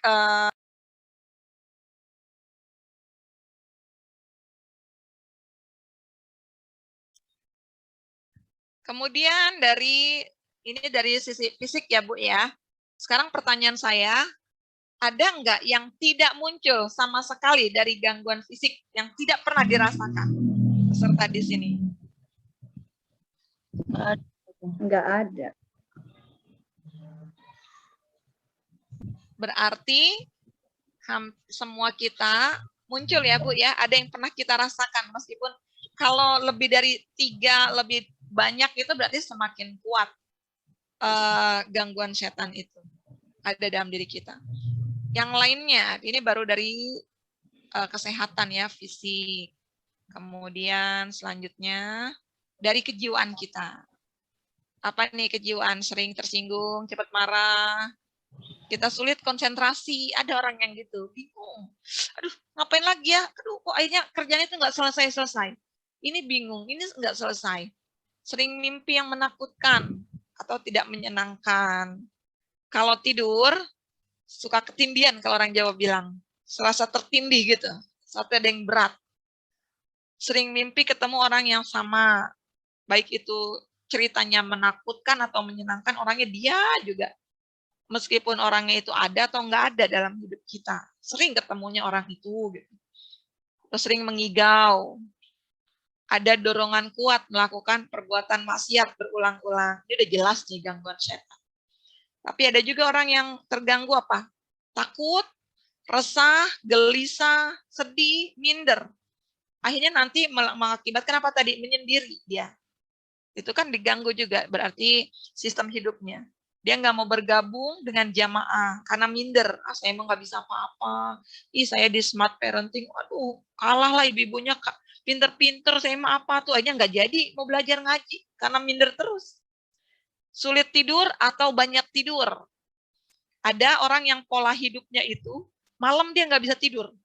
Tapi begitu mendekati subuh, jam 3 dia baru tidur. Akhirnya apa yang terjadi? Kan subuhnya bablas. Ini indikatornya itu ibadah kita terganggu, itu ada gangguan setan. Malas beraktivitas dalam kebaikan, sering berprasangka buruk, sering was-was, ada yang sering merendahkan orang lain kalau dia bicara, sikapnya. Ada yang suka ngerasa, ada yang bisik-bisikin nih, ada yang ngasih tahu, saya nih ntar bakalan celaka nih. Udah tahu duluan dia, mau dapet celaka. Nah, itu ada yang membisikinya. Merasa ada yang ngikutin, ada yang mengawasi, ada yang dampingin. Pernah atau sering mendengar suara letusan atap rumahnya, khususnya malam hari, suka dar gitu. Atau ada orang yang bisa menebak peristiwa yang akan terjadi, hati-hati nih. Dia merasa, ini kan karena gue sholat tahajudnya rajin, jadi tajam nih, instingnya nih. Feelingnya kuat. Hati-hati, tipis sekali. Buat saya sepertinya nggak tipis. Indikasinya seberapa kuat sih ibadahnya, seberapa bagus ibadahnya sehingga dia mendapatkan yang katanya itu disebut kelebihan dari Allah. Padahal para nabi, Rasulullah pun ibadahnya jauh lebih baik. Tapi Rasulullah nggak pernah menceritakan hal-hal yang akan terjadi. Tapi kita dengan bangga kita bilang kayak gini. Ada nggak kayak gitu? Atau ada orang yang bisa melihat, mendengar, mencium sesuatu. Tapi orang lain nggak tahu, nggak dengar, nggak mencium. Lagi kumpul-kumpul, kok bau melati ya? yang lain enggak, biasa aja gitu. Lagi rame-rame dia bilang tuh ada yang lewat. Loh, yang lain enggak lihat kok. Berarti apa? Dalam dirinya sendiri ada gangguan. Jadi jangan bangga kalau ada anak kita atau diri kita yang bisa melihat hal-hal seperti itu. Justru itu adalah gangguan setan. Mungkin karena ketidaktahuan kita bilang, ini anak indigo, ini gift dari Allah. Pemberian ini dari Allah yang harus dijaga. Dengan dalih apapun, dipakai untuk membantu orang, dipakai untuk mengobati. Ingat, nanti di akhir, setan akan menarik dukungan itu. Di akhir, setan akan menarik dukungan itu, dan kita kembali kepada Allah dalam keadaan kufur. Na'udzubillah, summa na'udzubillah. Ada yang ngerasa resah, takut, marah dengan pembicaraan seputar ruqyah. Nah, ini juga hati-hati. Nah, sekarang pertanyaan saya, berapa poin yang muncul? Ada yang lebih dari, ada yang kurang dari 3 enggak? Enggak ada, Ustazah.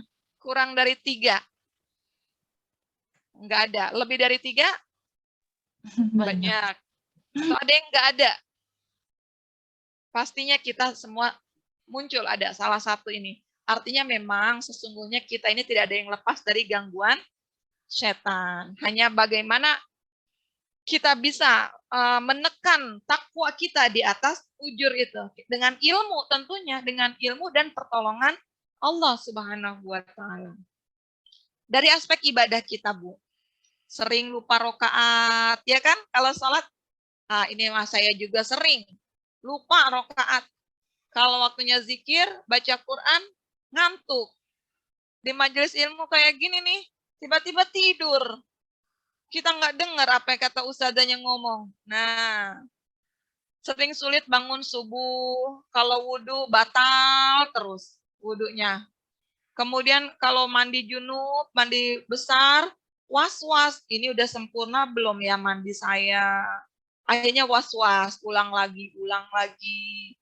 Ada orang yang kalau mau ibadah, Ramadan, Bu, bulan Ramadan sakit. Sakitnya tahunan. Kalau mau Ramadan, lambungnya kronis, masuk rumah sakit. Sehingga dia nggak bisa puasa Ramadan. Ada. Ini menghambat dari aspek ibadahnya. Ada lagi aktivitas lain yang dihambat tadi oleh setan. Di antaranya apa? Rizkinya, rezekinya. Kalau usaha gagal terus. Dagang apa-apa nggak berhasil. Atau jodohnya, nggak ketemu-ketemu jodohnya. Karena ada sikap keras, dia nggak, ada yang menarik dia, nggak tertarik dengan lawan jenis, dan lain sebagainya. Ada orang yang nggak sadar dia diganggu setan. Dia dibenci oleh teman-temannya. Dijauhi karena dalam dirinya ada sesuatu yang nggak baik. Dan dia nggak sadar itu. Nah, dan pengaruh lainnya itu ada pada rumah, tempat tinggal kita ya.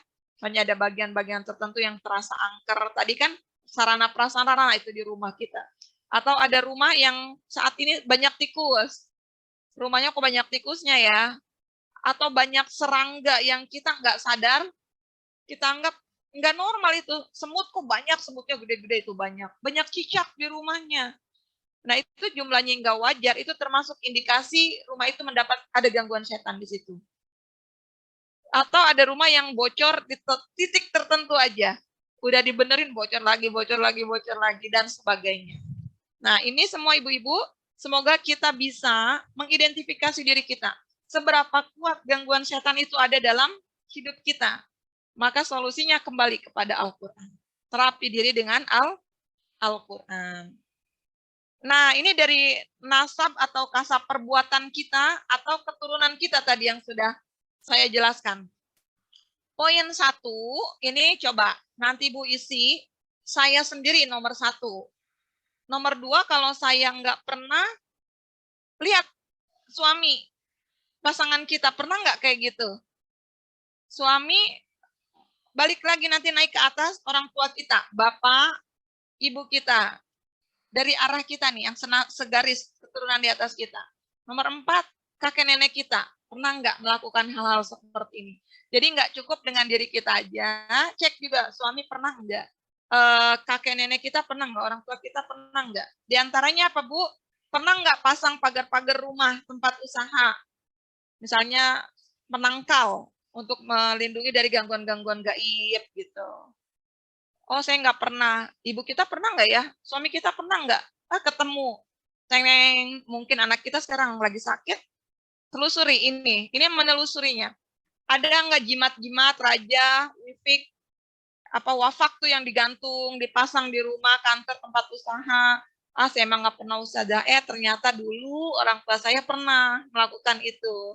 Artinya kita berpotensi mendapat gangguan karena efek perbuatan orang tua kita. Ada pasang rompi, jimat ya dituliskan di badan atau ada di bawah-bawah di dompet. Terus apalagi pernah aktif dengan ilmu-ilmu kedigdayaan.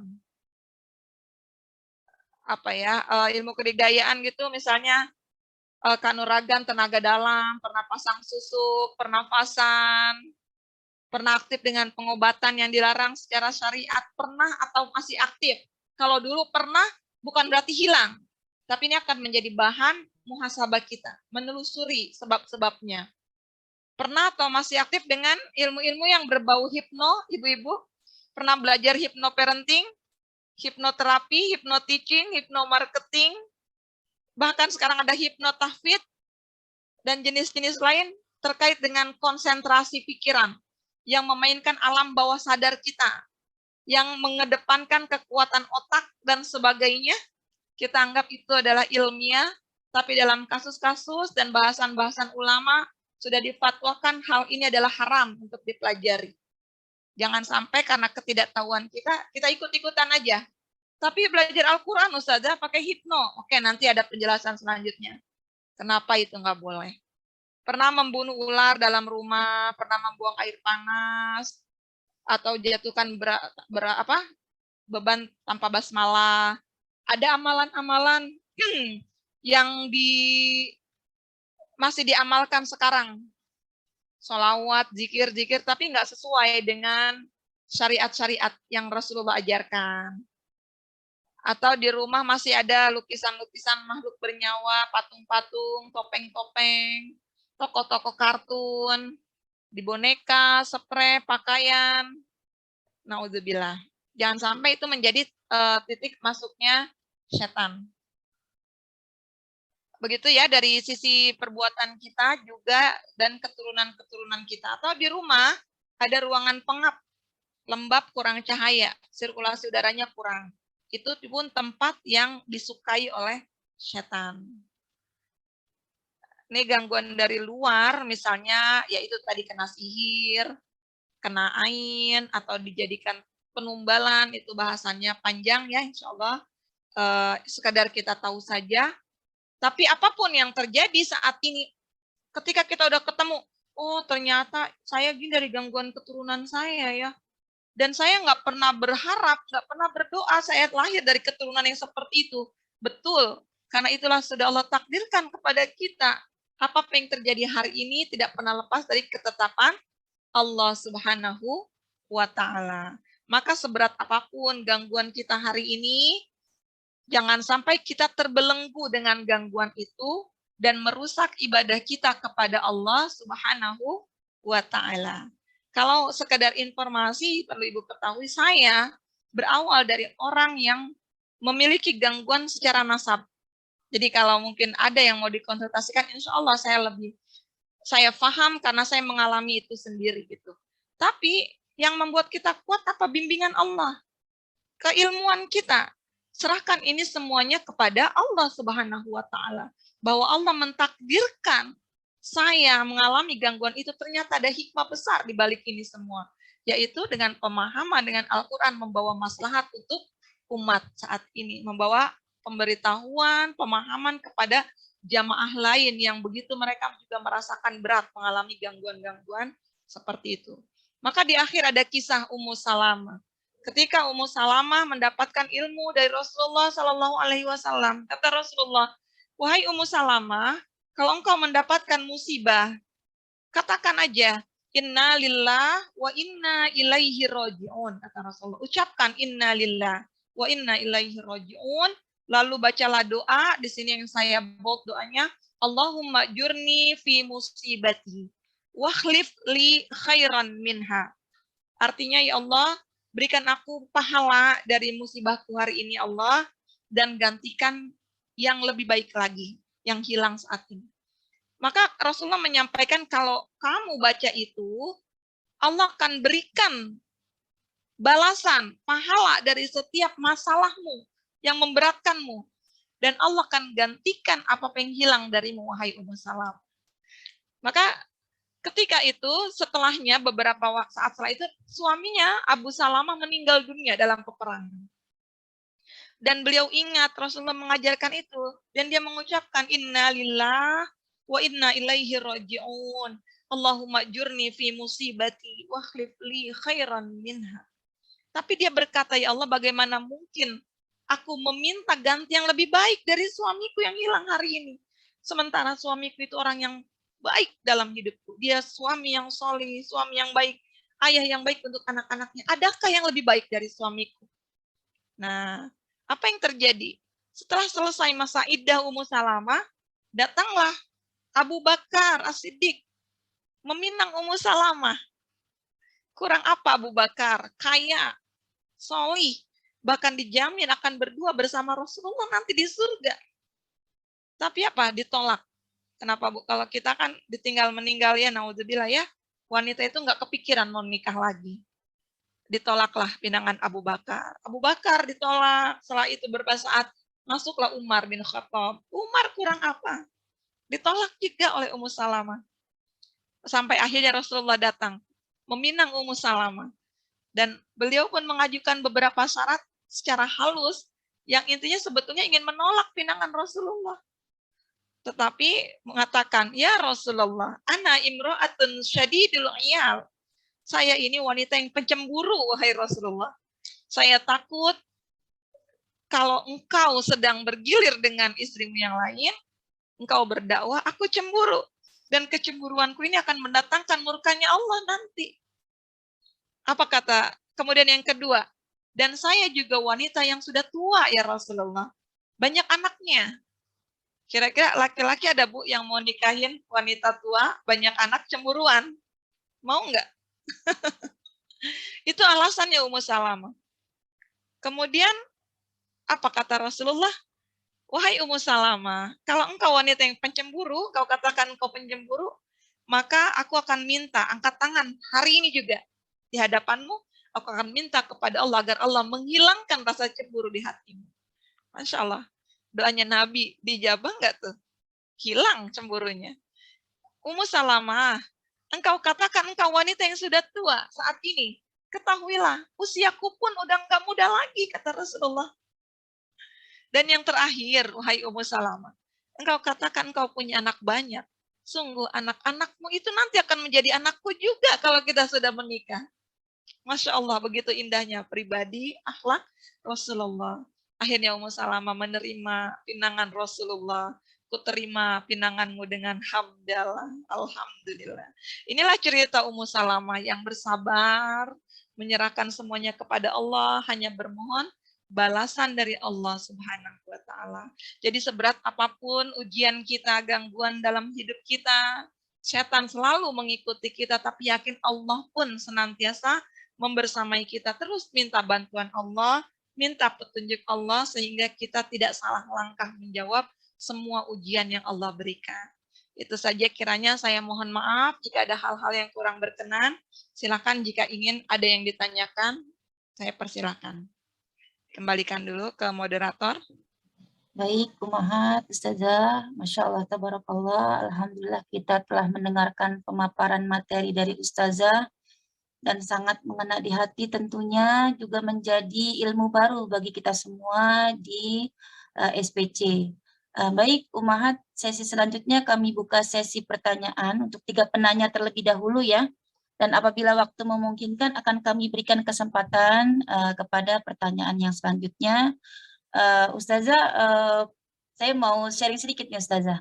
Ya, silakan. Kadang-kadang kalau kita itu mengenai dukun, pasti semua kita sudah berusaha menghindari ya Ustazah ya. Betul. Nah, kadang-kadang yang disebut Ustadz dukun ini Ustazah, atau kiai-kiai atau habib-habib gitu ya Ustazah, yang mereka tuh diakui memiliki karomah katanya Ustazah, sehingga mampu membantu beberapa hal yang terkait dengan hal-hal yang berkenaan dengan gaib. Misalnya kemarin Ustazah, ketika keluarga saya ada yang hilang, saya dapat informasi gitu ya Ustazah dari keluarganya yang hilang ini, bahwa beliau itu berada di suatu tempat tertentu, katanya di informasinya dari Habib gitu Ustazah. Dan ada juga beberapa yang beliau itu memiliki hafalan yang kuat, beliau seorang hafiz atau hafizoh, beliau juga secara pribadi sangat solihah gitu ya, bagus sekali saja, tapi memiliki kemampuan yang berlebih gitu. Misalnya beliau bisa melihat beberapa kejadian atau indigo gitu ya Ustazah, sehingga itu yang menjadi modal beliau untuk membantu orang lain ketika dalam kesulitan. Nah, bagaimana Ustazah ketika kita tuh dihadapi dengan banyak sekali orang-orang yang kelihatannya Ustazah, Kiai, Habib, tapi secara terang-terangan membantu orang-orang yang berkenan dengan gaib Ustazah, sehingga itu menjadi bikin orang tuh jadi kecelek gitu Ustazah. Bagaimana pandangan Ustazah?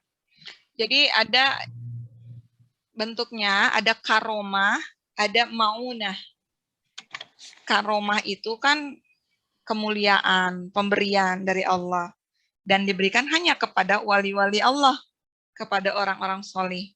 Jangan tertipu dengan tampilan kesolehannya saat ini. Karena salah satu ciri karomah itu, dia tidak konsisten, tidak selalu ada muncul. Seperti halnya Nabi Ibrahim alaihissalam diberikan karomah, api tidak bisa membakar tubuhnya. Tapi apakah di segala kesempatan Ibrahim itu nggak mempan dibakar api? Karena fitrahnya api adalah panas, akan kembali lagi. Jadi itu dia pertolongan yang sifatnya tidak selalu muncul. Dan orang yang mendapatkan karomah itu merahasiakannya. Bukan malah memblow up, publish dengan dalih apapun untuk membantu orang lain. Ingat, kami banyak sekali juga mendapati kasus yang seperti itu. Ketika mudanya sering bantu orang, guru ngaji, tapi naudzubillah, ketika tuanya sakitnya parah, susah berobat kemana-mana, susah kesembuhannya. Nah, baru ingat lagi rumusnya. Di akhir, setan akan mengambil dukungannya. Mungkin saat ini dia merasa, oke, fine, digunakan untuk kebaikan kok. Dengan dalih apapun.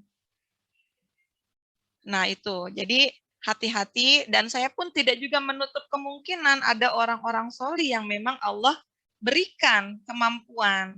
Dan ini kan tipis sekali, kita nggak bisa membedakannya. Maka untuk hal-hal gaib tadi, guru kami menyampaikan 2 indikatornya. Syariat dan akal sehat. Supaya kita selamat dari hal-hal yang seperti itu. Sekedar berbagi cerita. Tadi saya sampaikan, saya pun termasuk orang yang mengalami gangguan nasab.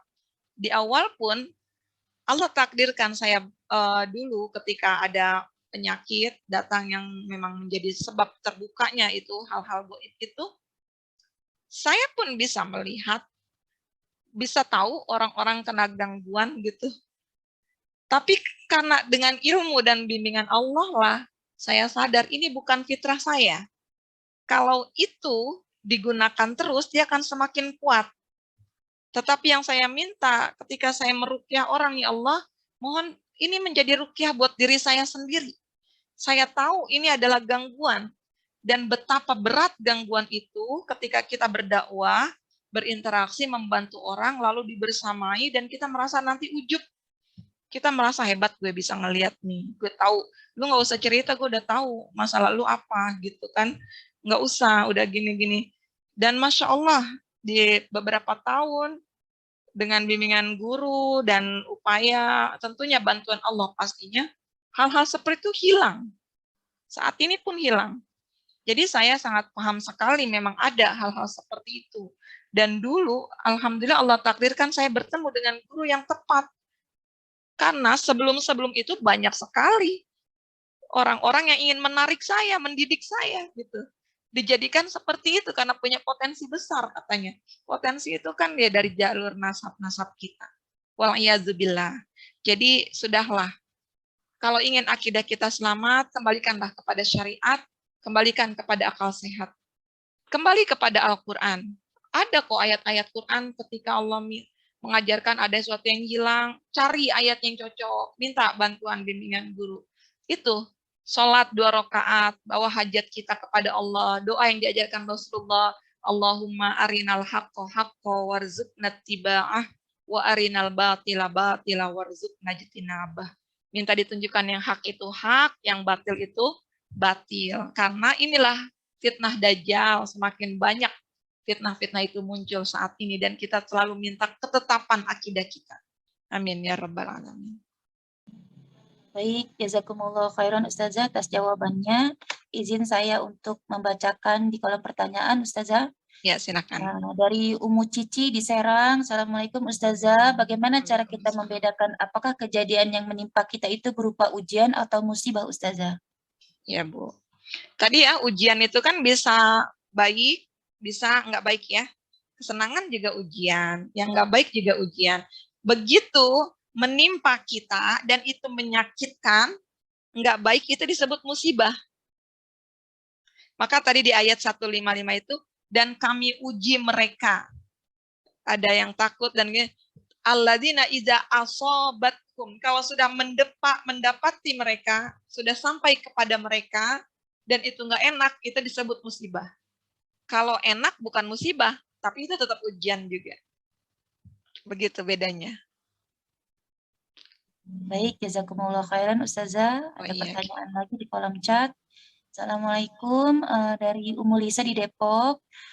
Apakah memajang foto keluarga di rumah itu boleh Ustazah? Saya masih bingung dengan adanya perbedaan pendapat hukum memajang foto. Katanya kalau foto keluarga boleh saja dipajang karena foto hanya teknik menampilkan proyeksi gambar. Terima kasih penjelasannya Ustazah. Betul, ya. Ulama juga sepakat, ada hadis yang bunyinya tadi ada surah, redaksi surah itu. Ulama sepakat surah, foto itu nggak masuk ke dalam bentuk gambar yang ditulis, ya. Betul, foto itu adalah hasil dari proyeksi gambar dan lain sebagainya, alat yang menghasilkan itu, bukan yang diciptakan oleh manusia dengan tangan manusia sendiri. Jadi saya pun sependapat, memajang foto itu nggak apa-apa.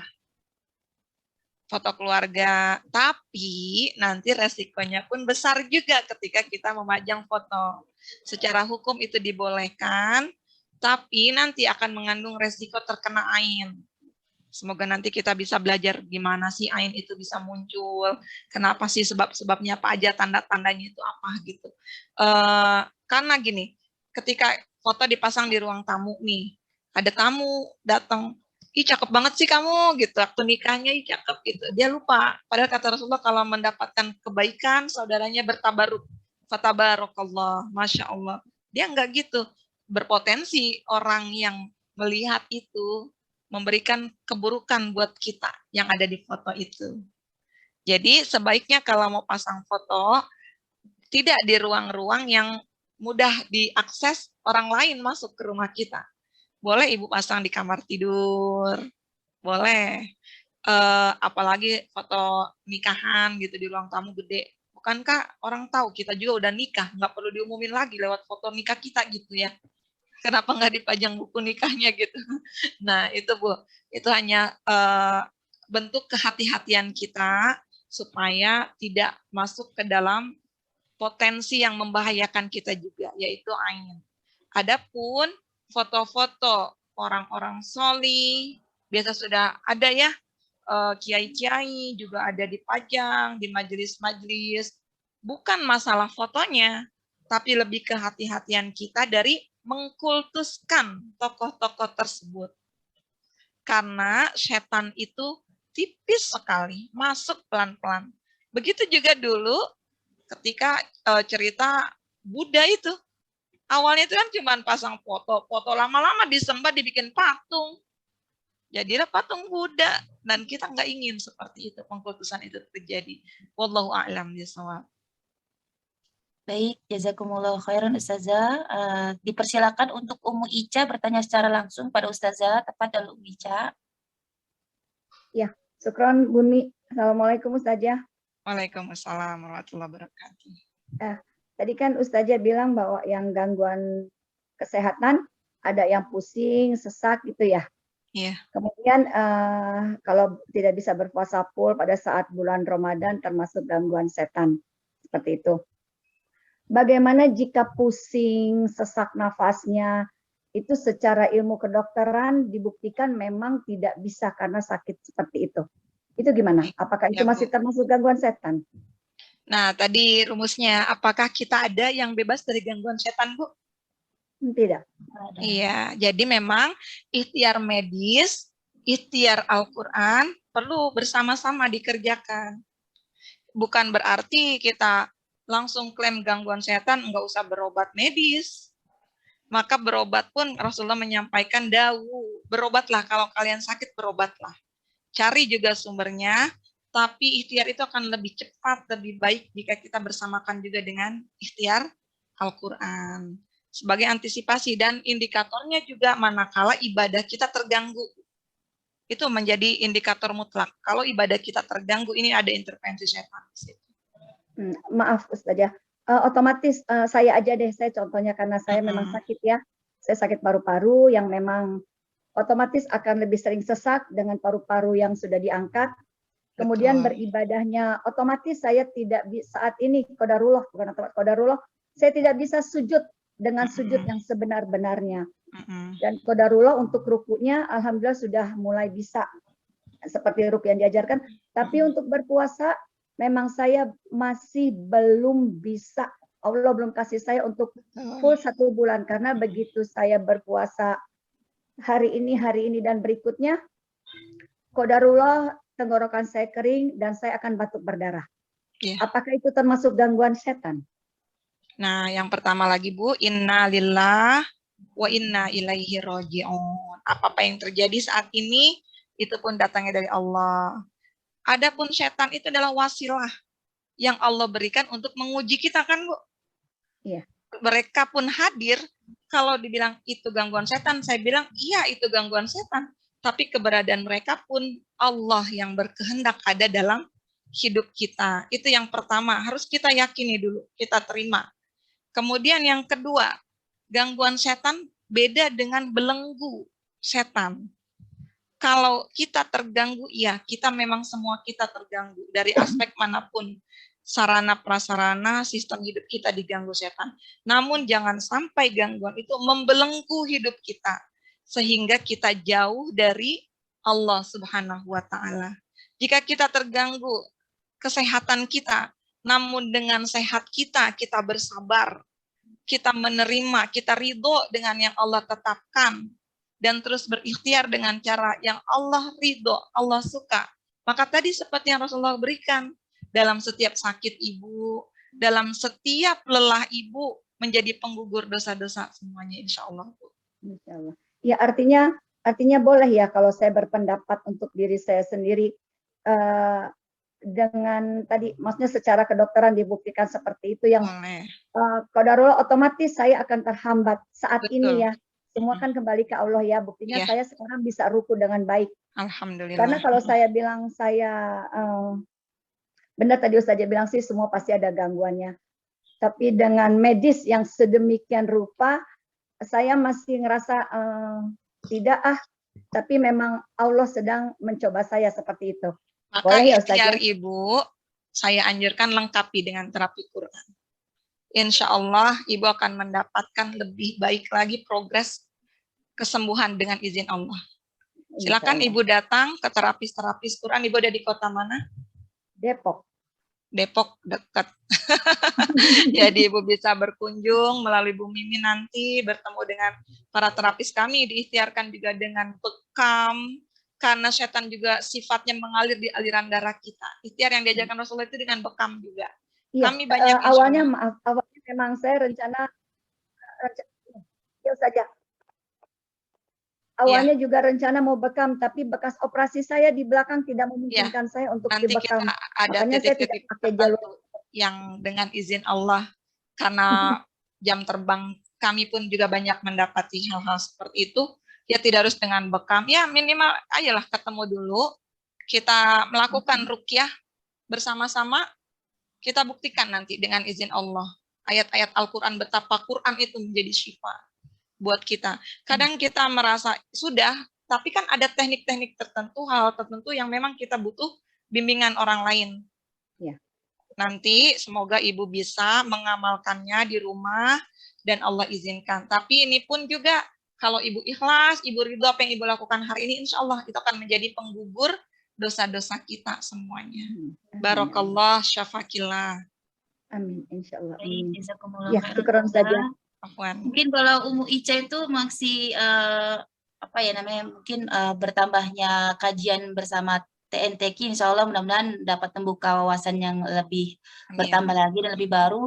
Untuk saya pribadi, Ustazah, seperti yang Ustazah ketahui bahwa anak saya waktu itu sakit MAH, skoliosis, juga sakit MAH, skoliosis, juga TB paru ya, gitu. Jadi yang saya pikir itu sama sekali nggak ada kaitannya dengan gangguan jin gitu ya, sama sekali itu apa namanya, nggak terpikirkan sedikit pun gitu. Bahkan ketika pandangan akhirnya baru ngeh ketika dibilang pandangan anak saya kosong, baru saya ngeh. Tapi dibilang MAH dan sakit TB paru, skoliosis, apa itu namanya, banyak gangguan dalam diri anak saya yang saya hadapi itu sama sekali tidak terpikirkan. Tapi ternyata ketika saya berusaha untuk menterapi anak saya dengan ayat-ayat Quran, dengan terapi Quran, dengan ruqyah, dengan bekam, dengan daun bidara, dan itu ternyata progresnya itu sangat cepat. Dan alhamdulillah sekarang anak saya sudah kembali kuliah gitu ya. Jadi yang pertama kali saya lakukan itu memang apa namanya, ikut terapi Quran bersama ustazah dan para tim terapis. Juga saya juga barengi juga dengan ikhtiar dari kedokterannya, dari medisnya. Tapi memang saya mendahulukan terapi Qurannya dulu, dan itu dari situ aja sudah banyak perubahan. Pertama kali ruqyah, anak saya itu sudah merasakan hatinya nyaman. Itu pertama kali saya datang ke tempat terapis, hatinya nyaman, yang tadinya pandangannya kosong sudah mulai kelihatan, diajak ngomong sudah mulai bisa interaksi, sudah mulai bisa tektok gitu ya. Terus juga dalam skoliosisnya yang tadinya kalau makan itu harus ditekuk di meja makan, ini alhamdulillah ketika 1 kali 2 kali ruqyah udah berkurang. Bahkan yang tadinya pucat sekujur tubuh gitu ya di badan itu, di ruqyah kedua itu alhamdulillah banyak udah mulai mengalir, aliran darahnya itu terlihat lebih segar, lebih memerah gitu ya ketimbang sebelumnya. Jadi apa yang kadang-kadang kita pikir tuh memang nggak ada kaitannya dengan gangguan jin, dengan gangguan hidup kita gitu, yang kita berpikir mungkin orientasi kita sebatas di medis gitu ya, tapi itu yang saya alami secara nyata. Jadi saya apa namanya, karena mengalami sendiri, jadi baru memahami bahwa ternyata hal-hal yang kita pikir nggak ada kaitannya itu ternyata sangat ada kaitannya. Jadi insya Allah nanti berkelanjutan ya Ustazah, setiap bulan kita akan banyak diskusi dengan Hari Ustazah. Ahad insya Allah ada halakoh kan kita siarkan online Iya. juga Zoom. Di Tangerang ya Akan nanti Ustazah. di-share linknya, yang jauh bisa mengikuti melalui Zoom. Baik, Semoga Ustazah. bermanfaat. Baik, jazakumullah khairan Ustazah. Ada beberapa penanya lagi Ustazah. Ya silakan. Insya Allah ya waktunya masih cukup ya Ustazah. Bagaimana dari Ummu Elma, bagaimana Ustazah terkait gambar-gambar tokoh kartun yang ada di pakaian, di buku-buku, boneka, mainan anak-anak? Apakah itu harus dikeluarkan semua Ustazah? Jadi ada saatnya kita butuh juga hal-hal seperti itu, edukasi ya Bu ya. Ada buku-buku kita mengenalkan ini anatomi tubuh. Hal-hal seperti itu kalau digunakan untuk pendidikan itu tidak apa-apa Bu. Jadi jangan juga Ibu dapat informasi kayak gini langsung saklek, tutup semuanya, nggak boleh. Ada juga yang kayak gitu. Akhirnya suaminya tuh datang ke saya marah-marah, istri saya diajarin apa katanya. Nah ini kita juga perlu lebih bijak lagi juga untuk boneka. Dalam sebuah riwayat Siti Aisyah pun bermain boneka sampai usia 12 tahun. Jadi kalau ada anak-anak yang main boneka nggak apa-apa. Itu kan memang masa-masa mereka ya. Asal jangan kasih bonekanya ya boneka babi gitu ya, enggak juga. Itu yang pertama. Jadi kalau ada gambar toko-toko gitu yang di buku, lebih baik ya bukunya disampul. Kalau itu di depan ya Bu ya. Kemudian kalau di pakaian di lemari-lemari ya lemarinya libatkan anak itu juga bersama-sama, Dek. Kita tutup yuk bagian kepalanya. karena yang membuat hidup itu adalah bagian kepala. Gitu. Dengan teknik yang menyenangkan sehingga anak juga nggak terbebani juga. Dia, oh ini nggak boleh, ini nggak boleh. Buku-buku kalau sudah digunakan, masukkan ke tempat tertutup, jangan terbuka. Begitu juga boneka, mainan-mainan, kalau sudah selesai digunakan, masukkan ke box tertutup. Intinya jangan dijadikan pajangan. Begitu, Bu. Beda halnya kalau anak itu udah dewasa, dia masih nggak bisa lepas dengan boneka, masih terus pegang mainan-mainan itu. Nah, ini beda lagi kasusnya. Seperti itu. Baik, jazakumullah khairan Ustazah. Ada penanya dari Ummu Nani di Bekasi. Ustazah, bagaimana cara menghilangkan rumah yang pernah dipagari dengan jimat-jimat yang pernah dilakukan nenek moyang, Ustazah? Biasanya rumah-rumah tersebut cirinya ya ada karakter penghuninya yang fluktuatif ya, emosional, ada yang sakit nggak sembuh-sembuh, macam-macam. Silakan Ibu baca surat Al-Baqarah, dihabiskan. 1 hari habis, tiupkan di air, nanti air itu disiram di tempat mana yang dicurigai memang pernah ditanam. Untuk menyiram, niatkan Al-Baqarah yang dibaca itu untuk meruqyah tempat tinggal kita. Dan itu usahakan minimal seminggu setiap hari dibaca. Jadi 1 hari habis, 1 hari habis, 1 hari habis. Dengan izin Allah, insya Allah mudahkan. Gitu, Bu. Baik, Ustazah, jazakumullah khairan. Ada Dr. Idrus, Ustazah. Almarhum mertua saya suka sekali menyimpan dan mandiin keris saat hidupnya. Nah, saat meninggal benda-benda itu tersimpan di lemari. Anak-anaknya tidak ada yang mau ambil. Sebaiknya bagaimana Ustazah? Apakah dibuang atau tidak usah dibuang tapi satu rumah diruqyah? Sebaiknya dihancurkan, Bu. Jangan dibuang. Kalau dibuang nanti diambil orang. Maka biasa peruqyah itu yang laki-laki mereka punya alat-alat menghancurkan. Atau kalau itu dihancurkan sendiri, itu lebih baik dari keturunannya sebagai pemutus. Ya Allah, aku mohon ya Allah Engkau putuskan kalau memang ada ikatan-ikatan itu yang tadi kita khawatirkan karena perbuatan beliau akhirnya berefek kepada diri kita, kepada anak-anak kita ya Allah. Mohon Engkau putuskan kebatilan-kebatilan itu.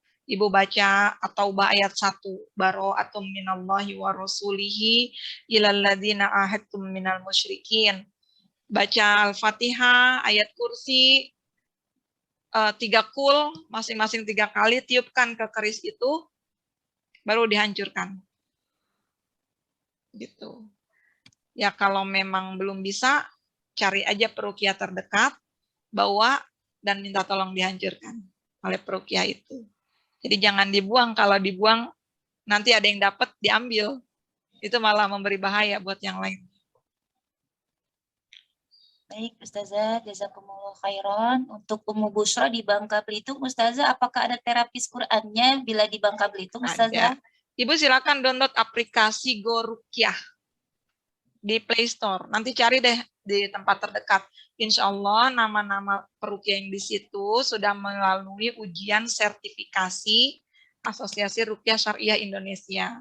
Dan belum lama pun kita menandatangani form kerjasama pengobatan yang direkomendasikan di Indonesia selain pengobatan medis.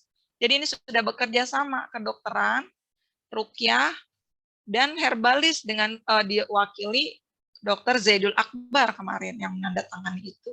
Jadi insya Allah ketika kita ikhtiar maksimal dari semua sisi, kesembuhan itu pun akan Allah cepat kebaikan-kebaikan itu.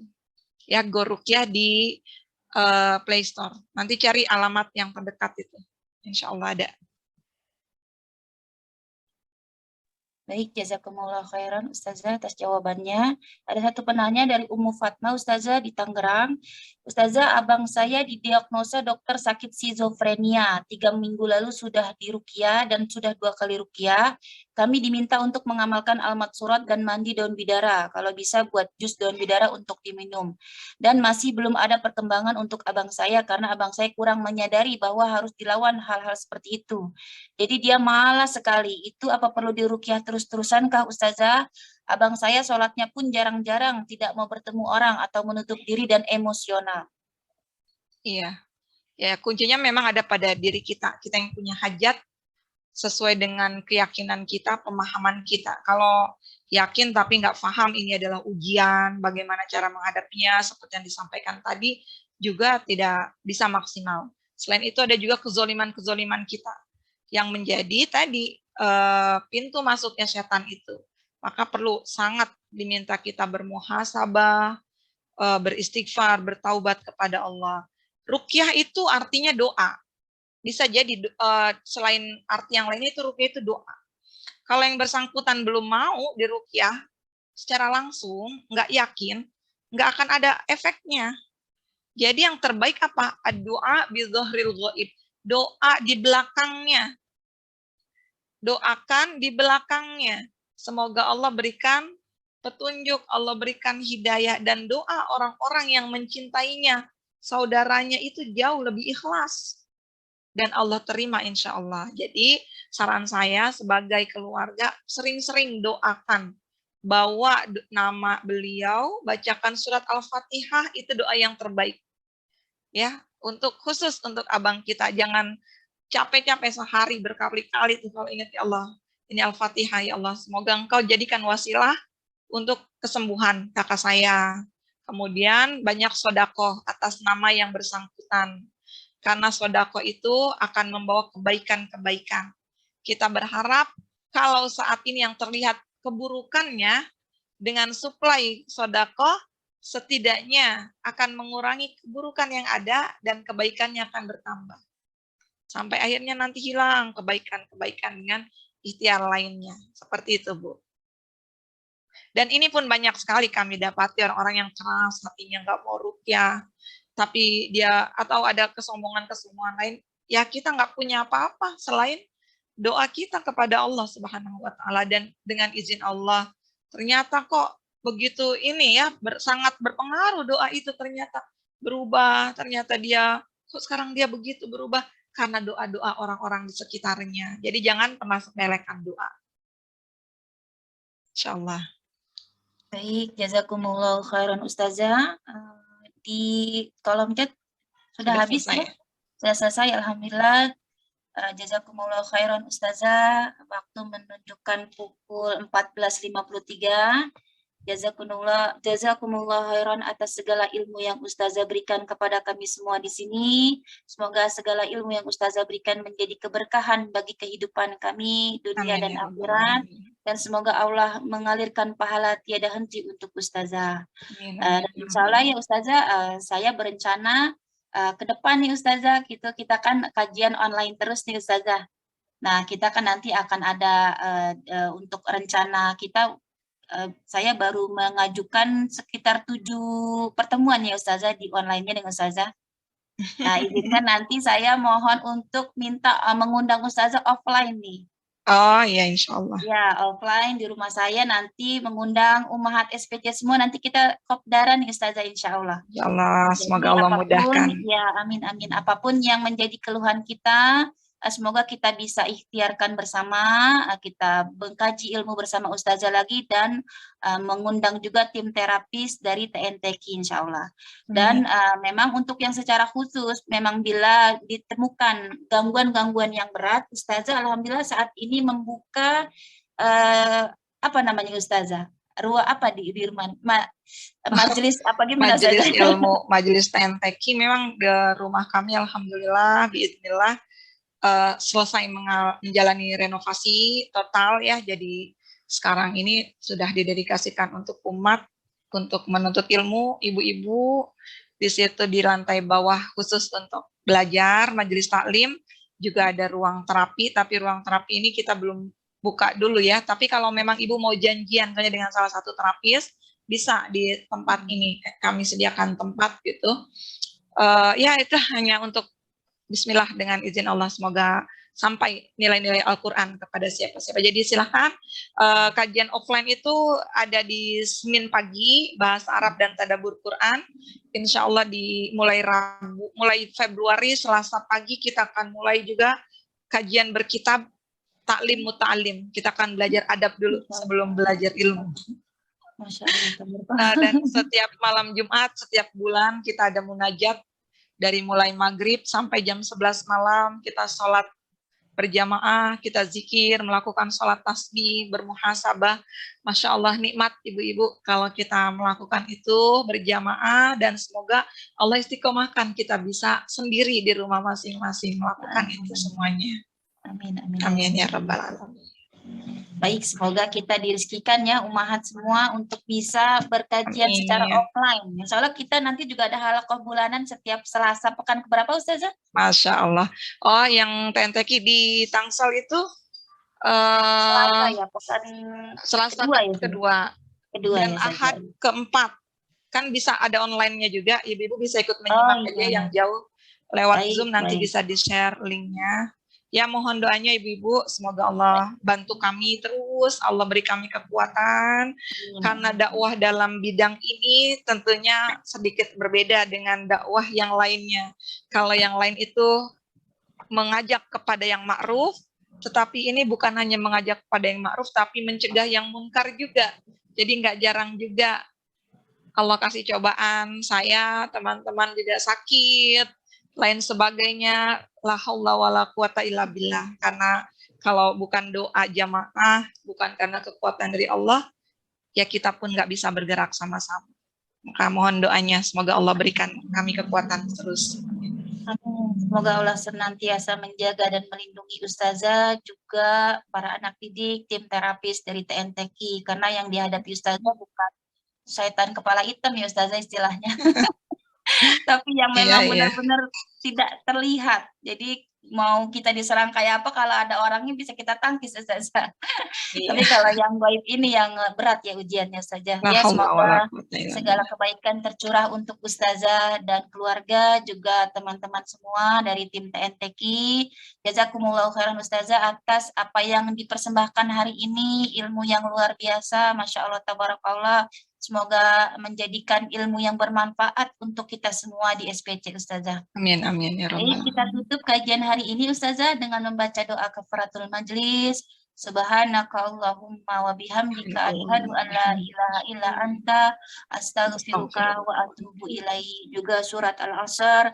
Wa bismillahirrahmanirrahim. Wal asr innal insana lafi khusr illa allazina amanu wa amilus solihati wa tawasaw bil haqqi wa tawasaw bis sabr. Mohon maaf atas segala kekurangan dalam mendampingi kajian hari ini. Yang benar datangnya dari Allah, yang salah dari Mimi pribadi, Mimi mohon maaf, dan kepada Allah Mimi mohon ampun. Billahi taufik wal hidayah, wa ridha wal inayah. Wassalamualaikum warahmatullahi wabarakatuh. Waalaikumsalam.